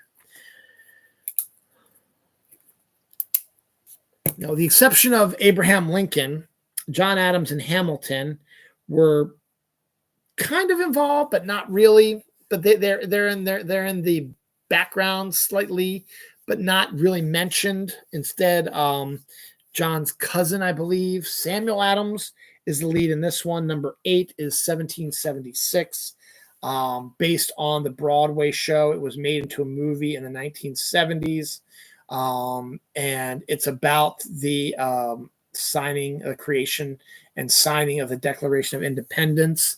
Focuses on Sam Adams and Ben Franklin trying to get the other states who all have different wants and needs and ideas about things to sign on to this Declaration of Independence, which could be declared as an act of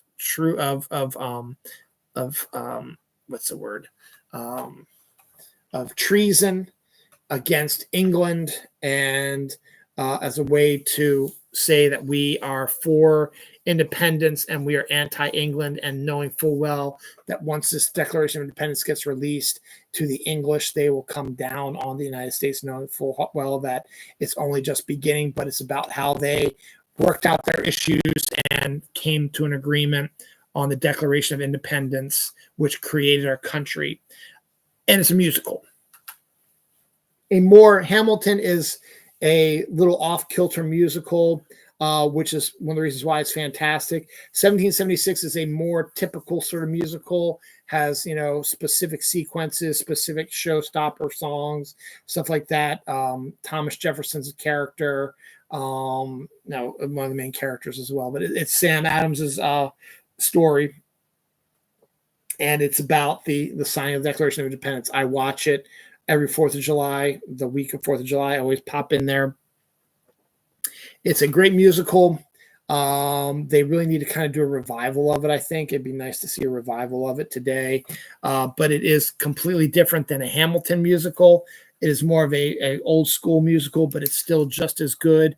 And the reason why it's slightly higher than Hamilton is because this is a truly beginning of political stuff. And 1776, to me, while Hamilton might be the better musical, 1776, the story, and it was the first one to do it, rates it higher about the creation of the United States for the most part. 1776 is number 8. Number 7, we don't talk about the old days anymore. We jump back up to the 1960s, and we get a Kevin Costner return to the list. His third show up on the list, and probably his last one. If I'm looking at the rest of the stuff here, yes, his last one. It's one that, again, that probably a lot of people don't know about, but it is definitely a political film. It's 13 Days. It basically covers the Cuban Missile Crisis and what happened during that time, and the backdoor dealings, and the and anxiety, and what led to it, and how deals were struck.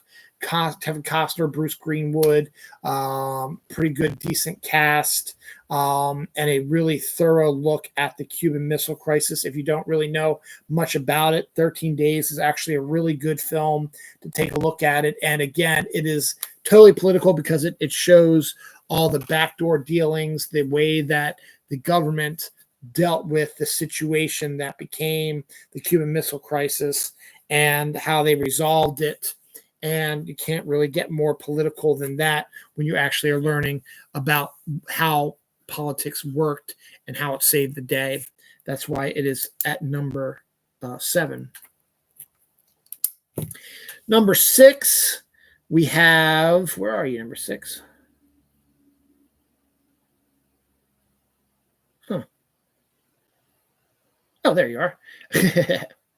People probably yell at me that this should be higher up on the list, but I have an issue with the director, so I'm always going to push back on it, but it does deserve to be in the top 10. That's why I have it right around the middle. Number 6 is Dr. Strangelove, or How I Learned to Stop Worrying and Love the Bomb. Stanley Kubrick's satirical political comedy. Takes place during the Cold War, when it was really escalating, and it focuses on a insane general who decides to do a preemptive nuclear strike against Russia to make sure that they do not exist any longer and cannot spread their communism anymore, and about the how the government tries to deal with their situation and trying to stop this insane guy from creating World War III and destroying millions of people. It's a satirical look at our American government with Peter Sellers playing 3 roles. It is a classic. It's considered one of the best movies of all time. Probably most people would probably put it in the top 3, top 5 political movies of all time.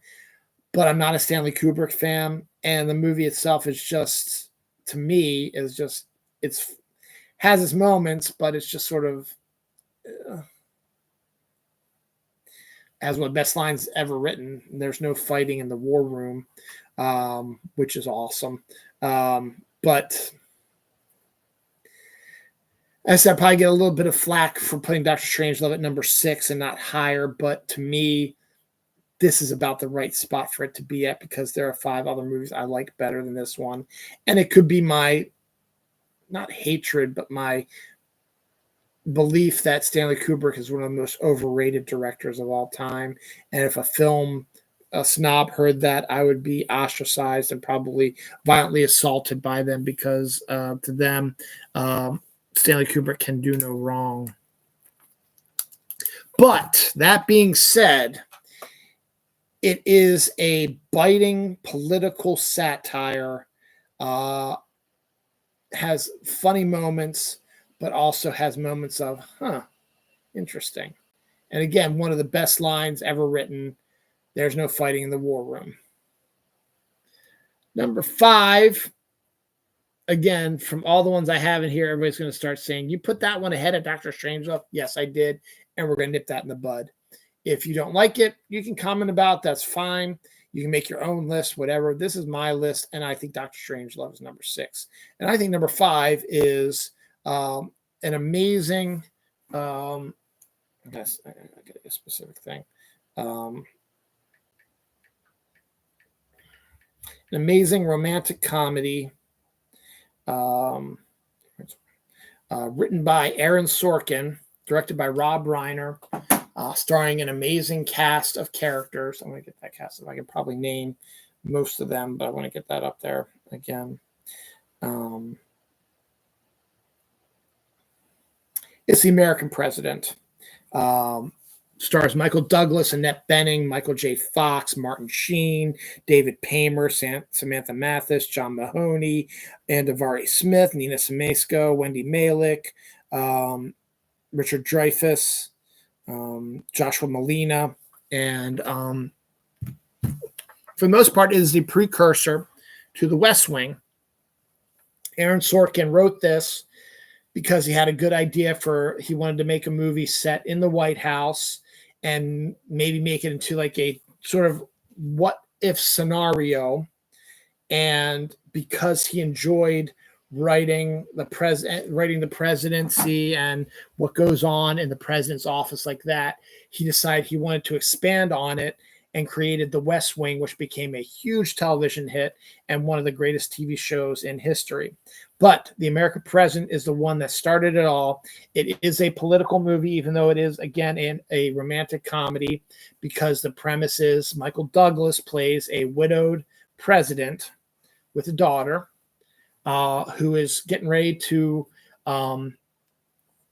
go for his second term as president. So he's in a campaign right now, and so he's got one big issue about the crime bill that he's trying to pass, but it's finding a lot of hard no's on the House and the Senate up on the Hill because he wants to get rid of guns and they don't.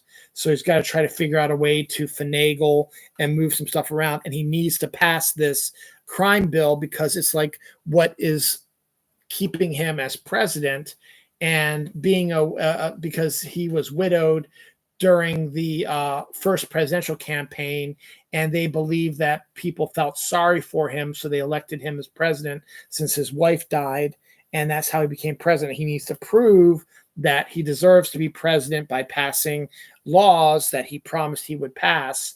And he's having so much trouble passing this. And this is some things that if he can't pass this, he's probably only going to be a one-term president. So he's got that on his head. And he's got, right now, he doesn't have an opponent. But the whole thing about his wife passing away has now been 3 or 4 years now since it happened. So it's still hard, but he's been managing. And then he meets a lobbyist played by Annette Bening, who he becomes smitten with. She is, I think, an environmental lobbyist trying to convince him to pass some environmental laws and not worry about the crime bill, because the environment is in danger of, things happening to the environment, climate change, stuff like that. And the crime bill can wait, but he also knows that the environment is another big deal that's probably not going to get taken care of on the Hill. But where the story lies is that he becomes enamored of this lobbyist. She's smart, she's attractive, she's funny, and it's been 4 years since he was with his wife, and he's a normal human who needs companionship and wants to set up a date, but it's hard being the president of the United States, how he's going to set up a date. And that's what the movie's basically about, is him trying to woo this lobbyist and how the metrics are going to look, because how can you woo a lobbyist without you and wanting to be with a lobbyist, even though you're not going to have anything to do with politics and not going to be doing politics, but because she is a lobbyist, everyone is going to make the assumption that if they get together and then they get married or they're sleeping together or whatever, is that she's going to get special treatment, and that's not right. And so it's a look at how what the president has to go through, the hoops he has to go through in order just to date someone he's interested in. And it's an outstanding romantic comedy, very sharp-witted Aaron Sorkin, as I said. Great cast. I read you off a bunch of names of it. Richard Dreyfuss plays the perfect bad guy foil in there. Michael J. Fox has a great supporting role in it as well. Martin Sheen as the Secretary of State, basically it was his audition for The West Wing. And Michael Douglas and Annette Bening have really good chemistry together. And while he's trying to woo her, you get a look at how the White House, a day in the life of the White House, what it sort of goes through and what you have to, to deal with. And that's why it's number 5. It's such a good movie and very well written, and is the precursor to The West Wing. And hello there. My kitty is finally down here to visit. Number 4 is Barry Levinson's second appearance on this list. He did Man of the Year way back when. This one is a much better political film.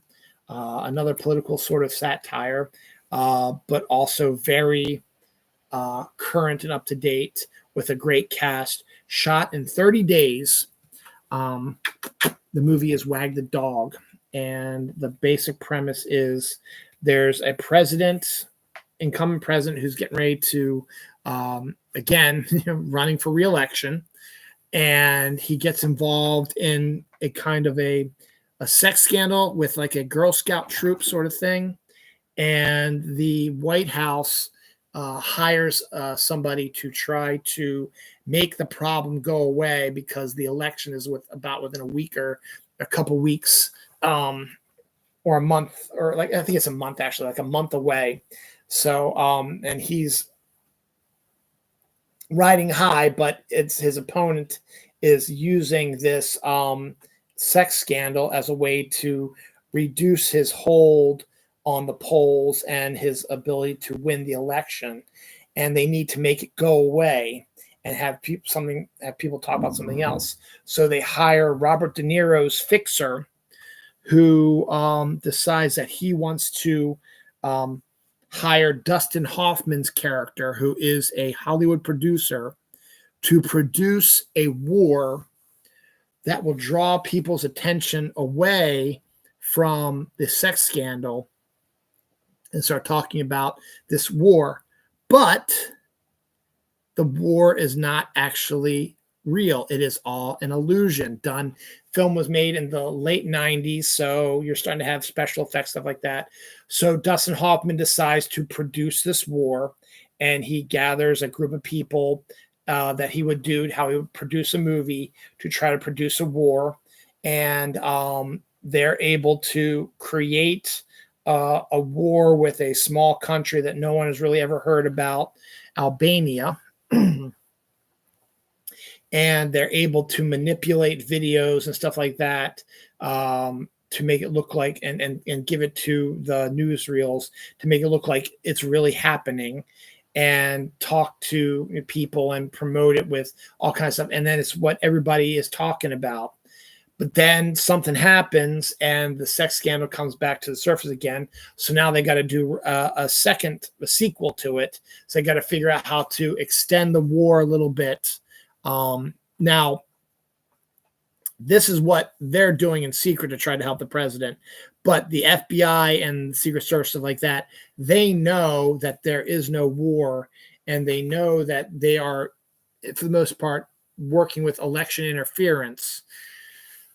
So they're trying to stop them. So FBI like stops them by saying that everything's fine, the war's over now, and Dustin Hoffman doesn't take too kindly to that. So, and then everybody starts talking about the sex scandal again, and so he's got to up the ante a little bit. So he starts doing more and more with the war. Now we're talking about the return and how the PTSD is happening and all kinds of stuff and what's going on, and that there's a prisoner of war and all this. So he's continuing to manipulate the media to try to draw attention away from this scandal. It is a conspiracy theory that people believe has actually happened multiple times. They believe Bill Clinton did it. They believe that Donald Trump did it also,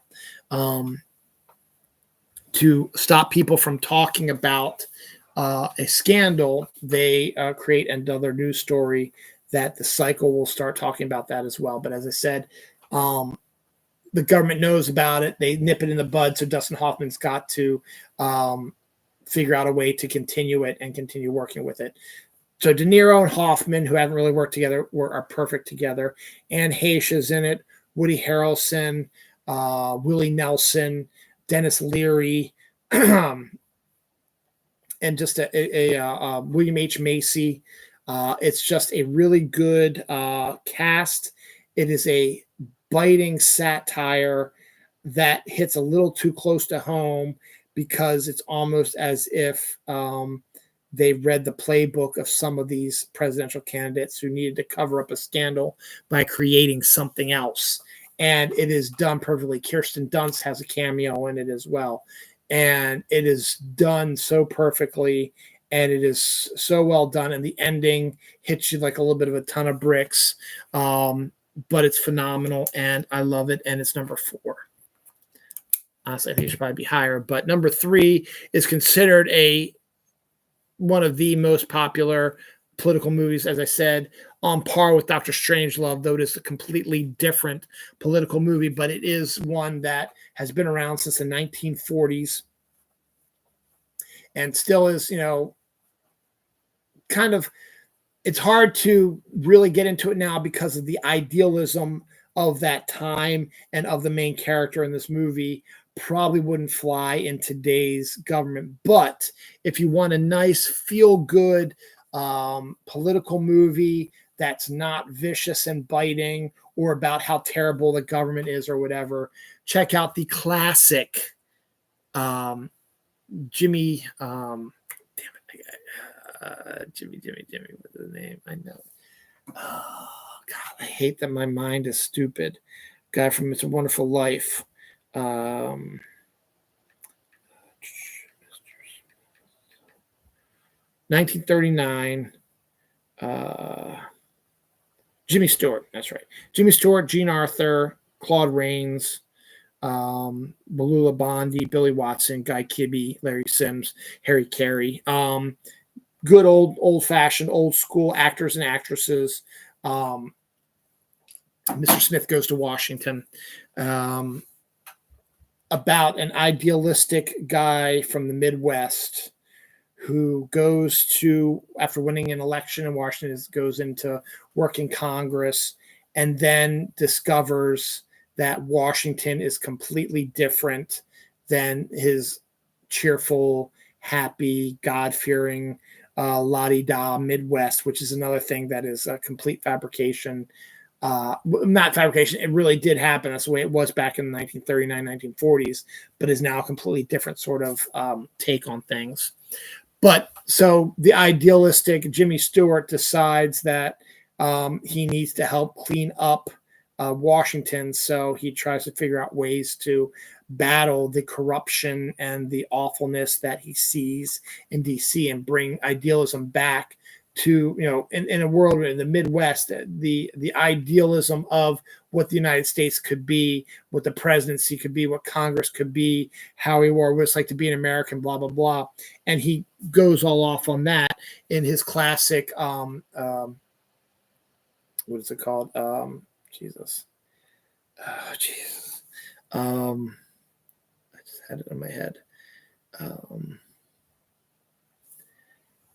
fuck. I hate when I can't remember stuff.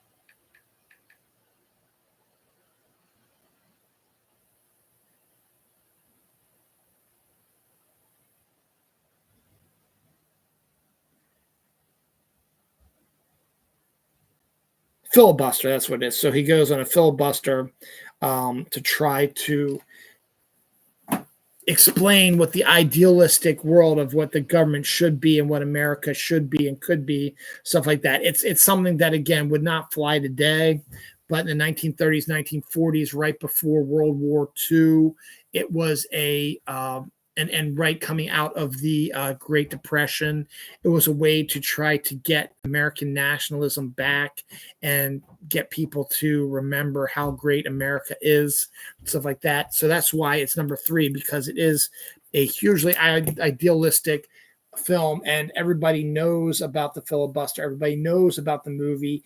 It is the original that has been used and aped multiple times. And this is the OG movie about a young idealistic person who comes in to try to change the swamp that is Washington, D.C. And so this is the granddaddy album, and that's why it's number 3. One of the grandchildren of this movie, however, is, again, one of my favorite movies of all time. I watch it around 4th of July all the time as well, and is considered to be related to Mr. Smith Goes to Washington, much like The Distinguished Gentleman was also, that we talked about earlier.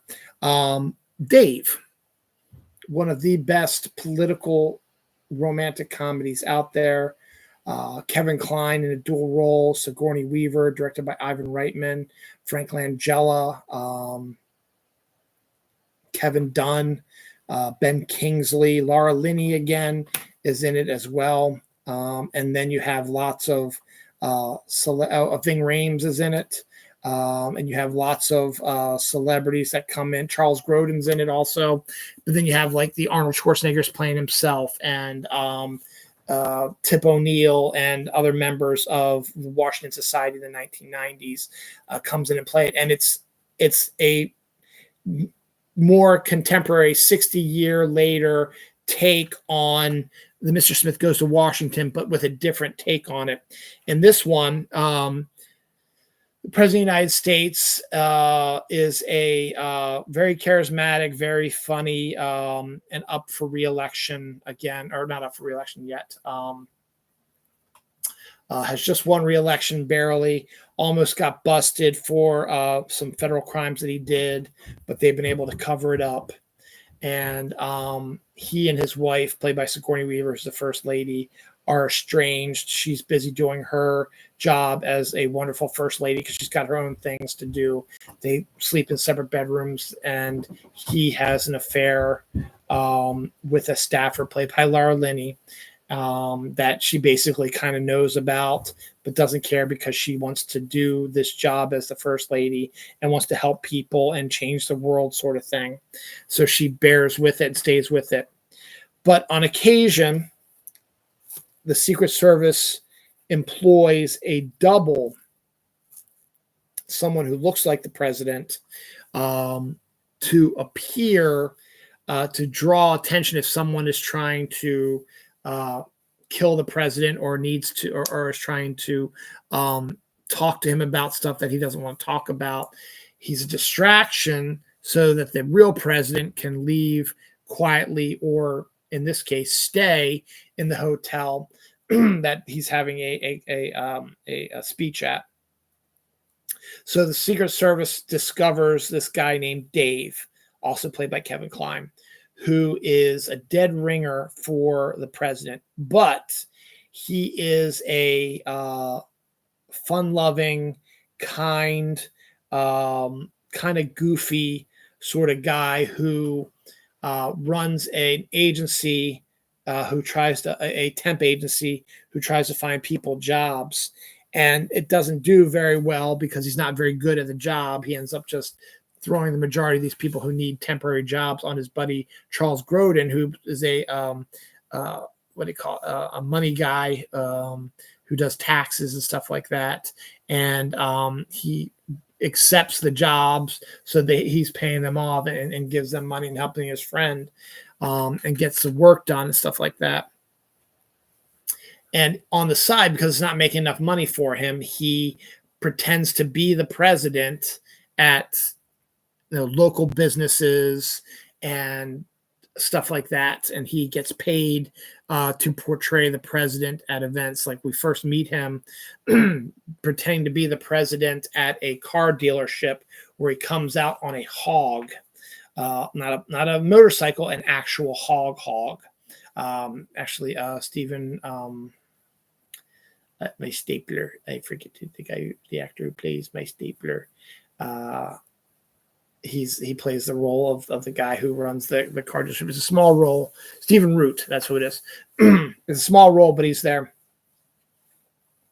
And that's when we first see him, is that he's pretending to be the president and he's getting paid for it, and getting people to believe that the president's actually there because he looks like him.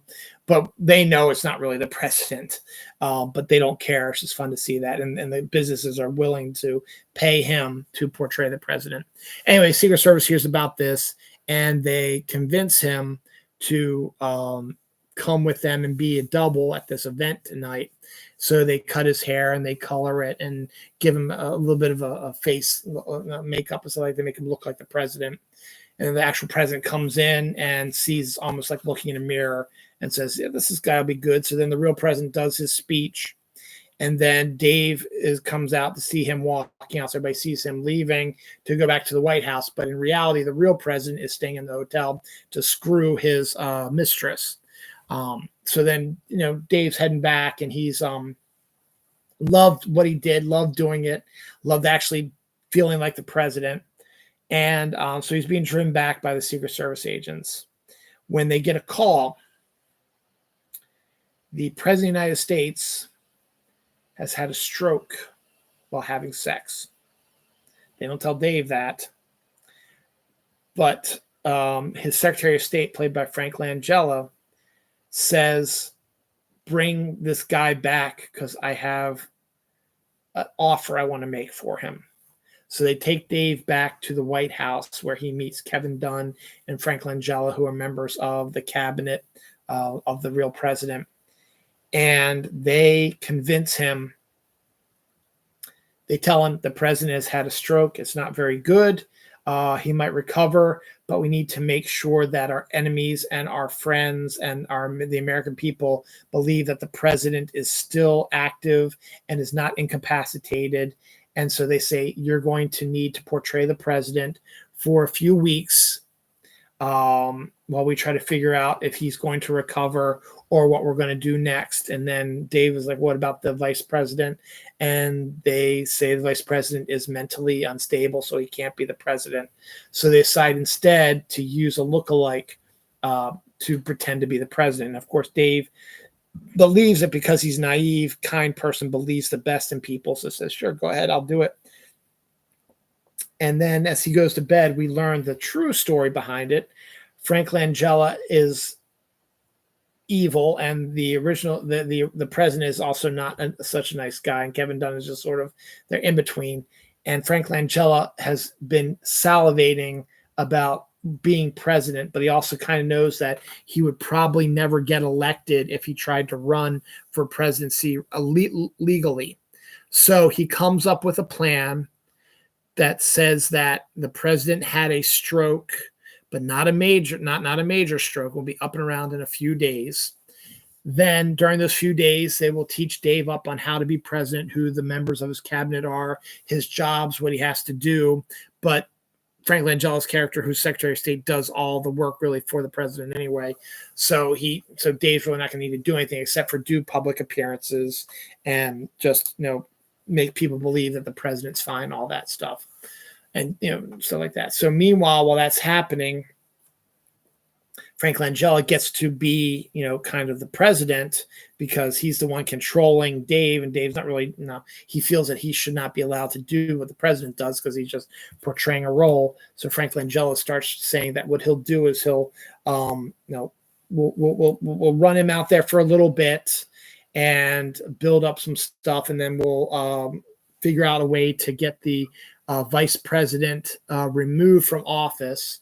Kevin Dunn's like, well, we'll drop all that First Liberty financial stuff that we almost got busted on him, and they'll get him out eventually, even though he didn't do anything.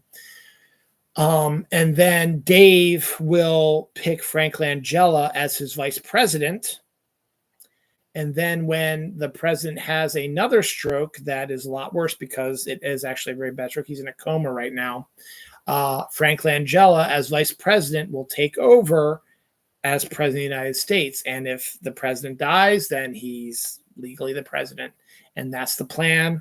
And so they just have to keep Dave in line for a little bit. But Dave's, boundless energy and positivity and stuff like that has made him become hugely popular. The president himself hadn't really been all that popular, but this coming back from death sort of thing is sort of, and making him a better candidate and people liking him a lot more.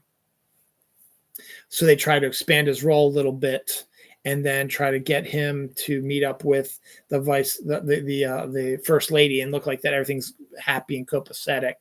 And so we have all that. And then the rest of spirals as Dave's trying to get used to stuff and Frank Langella's trying to take over the president. And there's all kinds of political machinations going on.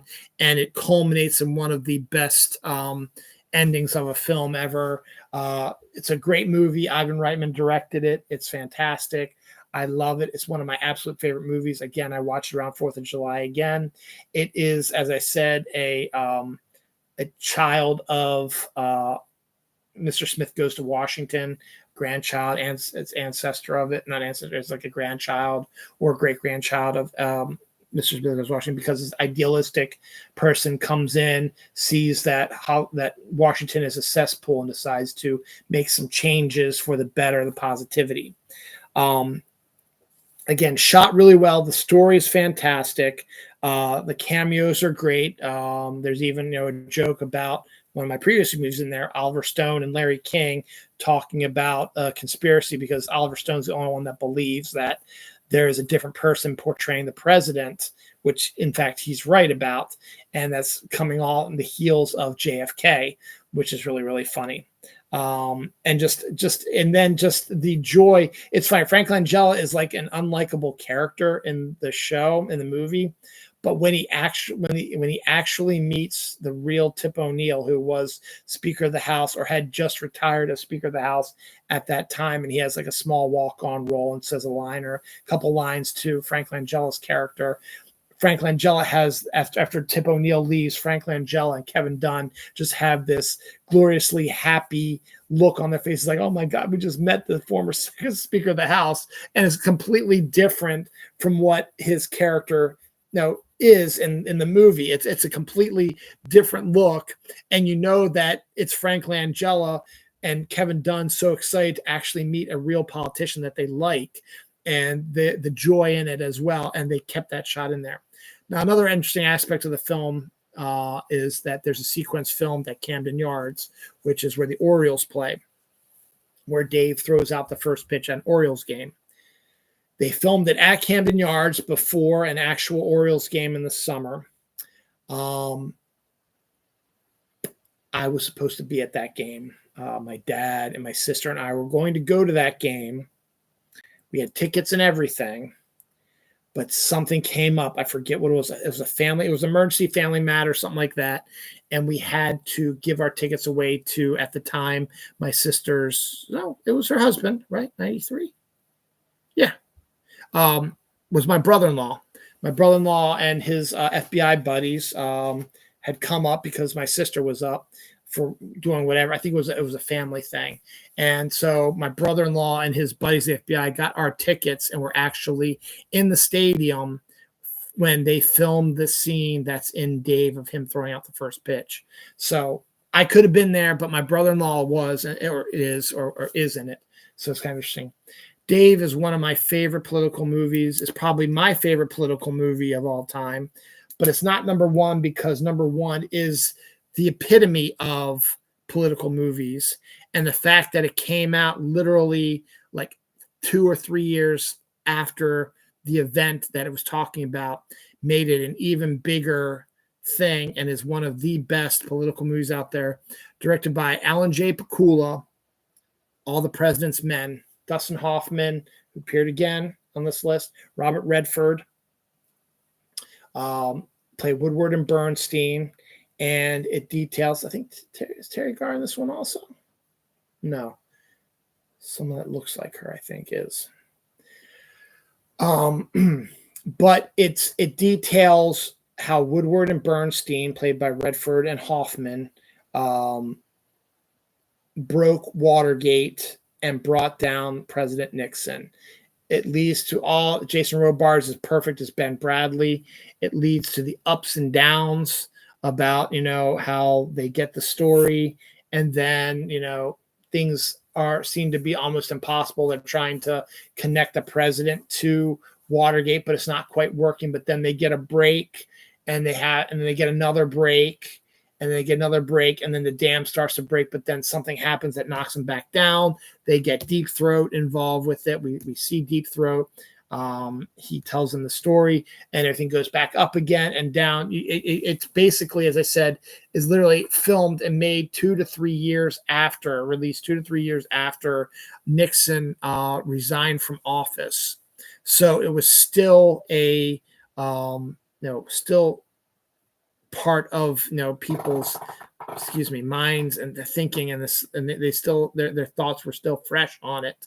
And to see this portrayal about how he was brought down is one of the most exciting films that is not exciting. It is done by the book. It's shown how, the procedures that Woodward and Bernstein went through, citing sources, interviewing people, and then meeting Deep Throat and getting the intel and convincing their editor to post it, and then having to deal with the aftermath when the White House is calling them out for lying and stuff like that, and making Ben Bradley look bad, which is the editor of it, and making them look like morons, that nobody would talk to them.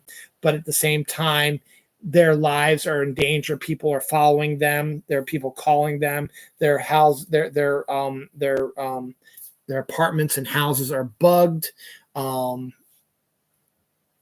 some of the greatest thriller scenes in the movie is basically when Woodward and Bernstein are talking to each other over typewriter because they know that the room they're in is bugged, and anything they say is being picked up by Nixon and his crew. So what they end up doing is, it sounds like they're typing news articles. Basically, they're having a conversation through a typewriter, detailing the situation and what they have and what they can use to bring down Nixon. It is one of the best sequences ever in the film. Alan J. Pakula knocks it out of the park with directing it. There's a great scene where Redford is typing the story, and you see a close-up of the TV news talking about basically the same thing that he's writing about, and you see him in the corner of the TV there talking about it. It's so well shot. And it's such a amazing film, great acting by them. And we saw it in my journalism class as a way to how journalism should be or could be. And this is the way it could be. And it is political. And why it's number one is because it's detailing an actual political event, the bringing down of Richard Nixon via Watergate by Woodward and Bernstein. And this movie shows us how it's done and the political atmosphere it was done during, and how it caused, major ripples for them before it was discovered they were telling the truth. And people just, it's a hugely political movie and deserves to be number one on this list because it is probably, in my eyes, one of the best political movies of all time. So well shot, so well acted. At the same time, though, it's not an exciting film because you really are just seeing them, get their sources, write the articles, cite things, try to get corrections, and just them trying to get, verification on certain things and how it doesn't always work out for them. And it looks like that they're going to fail, but then something comes in to help them. It's so great. And I can't talk about it enough. All the President's Men is number one, and definitely should be looked at as well. Dave is the more fun political movie, and it probably should be my number one, but just the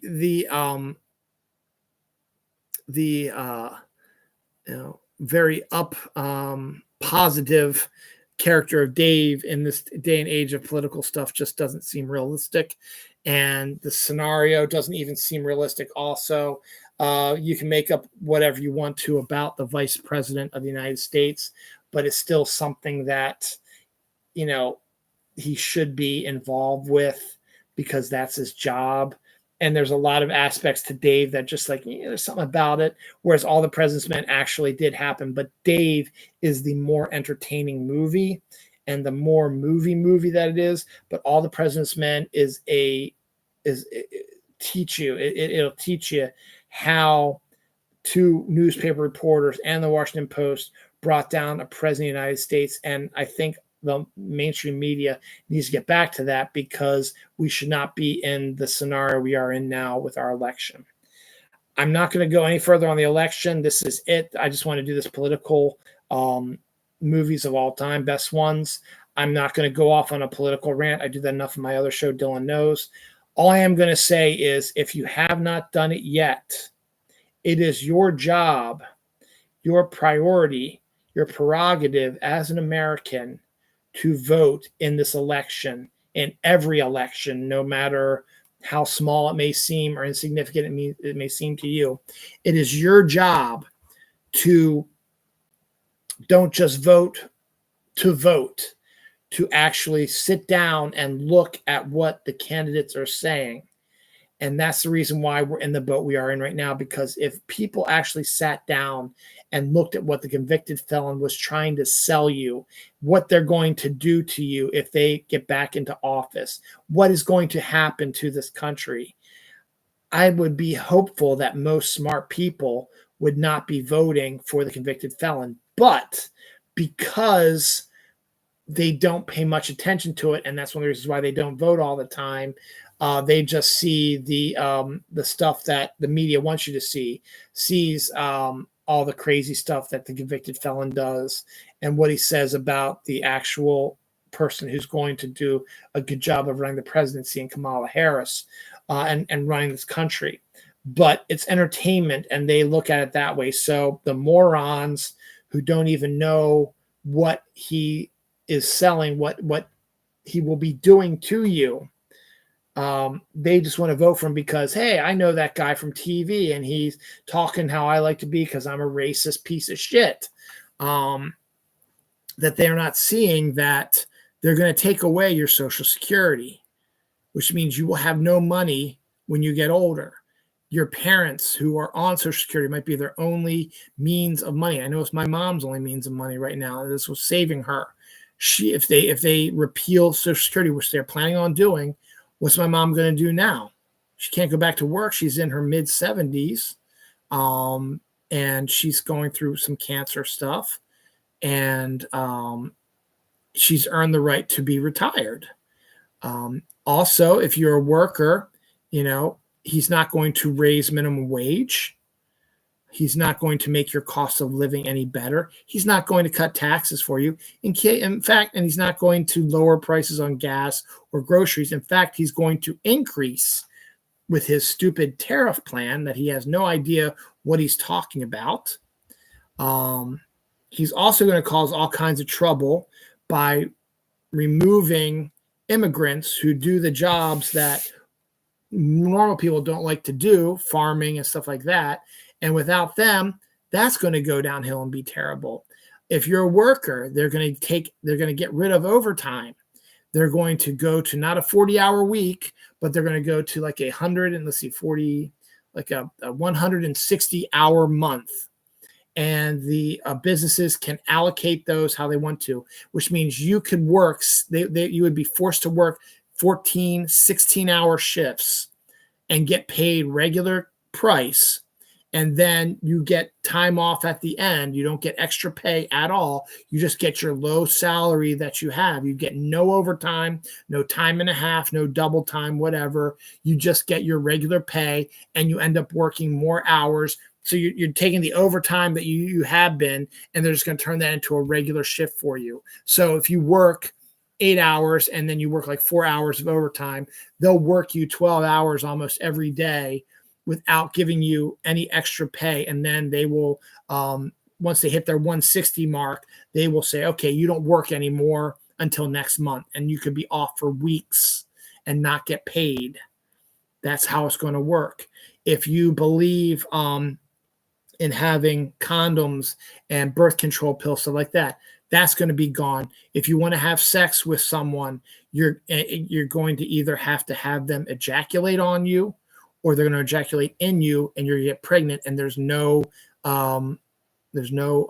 way you can abort the baby. There's going to be no way you can get rid of the baby. You'll have to be pregnant for 9 months and raise the baby. If you decide that you want to have sex with somebody and you don't want them to come on you, or if they can't pull out in time and you get pregnant, you're stuck with the baby. They're not going to give a rat's ass. All they know is that abortion's illegal and you cannot have one, and you'll have to raise that baby. They're going to take away the right to vote for women. They're going to take away the rights of Black people. They're going to have police officers who are going to be able to roam the cities and beat the shit out of people just for the hell of it, and then not get busted. Even if they get filmed, they will not get busted. They will be given immunity. The President of the United States will be given immunity to do all kinds of crimes, to steal money, sell top secret stuff for money to help pay him and not you. They are awful, terrible people. And this is not hyperbole. This is all stuff they're going to do. They're going to deport actual citizens of the United States because they look different than being white. They will deport them. It doesn't matter if they are naturalized citizens. They don't look like us. We're going to deport you back to your country. Doesn't matter if you're a naturalized citizen. We're going to move you. We're going to take you out there. Your life is going to be awful. But you're so stupid, you have no idea what's going on because you're voting just because you think it's cool and he's saying the cool stuff and he's promising all this stuff. It's not going to happen. Now, Harris, she's for Americans, is going to help middle-class people and get rich people to pay their fair share. And she's got a whole lot of other stuff. She wants to, codify Roe versus Wade, wants to make, abortion legal again, wants to help with voting stuff, wants to help, keep the rights of gay people and stuff like that, all kinds of stuff. She wants to do all this, but she cannot do that if we win the executive branch. She wins the executive branch, but she loses the congressional, either the House or the Senate or both, because then she will not be able to do any of the laws that she says. So do us a favor. Just vote blue down the line. Vote for Harris and vote for all Democrats. You have what do you have to lose? You've got 2 years. If your life is not better in 2 years, with a fully Democratic executive branch and congressional branch, then vote them out. Or if you want to wait for 4 years for the next election cycle, vote them out. But I promise you, you got to give them a chance to do this. You got to give them a Congress that will be willing to work with them and pass the laws that they need to make things better for you, because they will do it. It doesn't matter if you voted against them. They will work for you. Most importantly, go out and vote. At this point, I can't tell you who to vote for. I'm just giving you, look at the facts before you vote. Look at what each candidate is bringing to the table before you vote. And vote, because it is your job as an American to vote. And this very well could be the last time you're going to vote, because if the convicted felon wins, this country is no longer is going to become a fascist state, much like Nazi Germany. Again, not hyperbole. You've got to trust us on this. We haven't steered you wrong yet. They have, claiming a depression was going to hit if Joe Biden was elected president in 2020. Our economy is way better than it was 4 years ago, and is actually one of the strongest economies in the fucking world right now. Gas prices are down. Grocery prices are down. The problem is, your wages might not be higher, but that's the fault of businesses. But if Kamala Harris and a blue Democratic Congress is in office, they will work to try to make your life better by increasing salaries and increasing stuff like that. Trust me on this. They're working for you. They're not working for themselves. Donald Trump and his crew, they're working for themselves and their rich buddies. Trust me on this. If you've been paying attention at all, which most of you haven't, you would know this, and it would be obvious who you should vote for. I can't make you vote for somebody. It's your right to vote for whoever you want to. If you want to vote for the convicted felon who's going to destroy your world because you're fucking stupid, that's your choice. I can't make the choice for you. I can't say, no, I can't say, you can't vote for him. You can vote for whoever the fuck you want, because we're a democracy. But keep in mind that if he wins, you will never be able to speak your mind again. Get out and vote. Vote blue. Let's go Harris-Walz 2024. Let's win this one, and let's get rid of the convicted felon.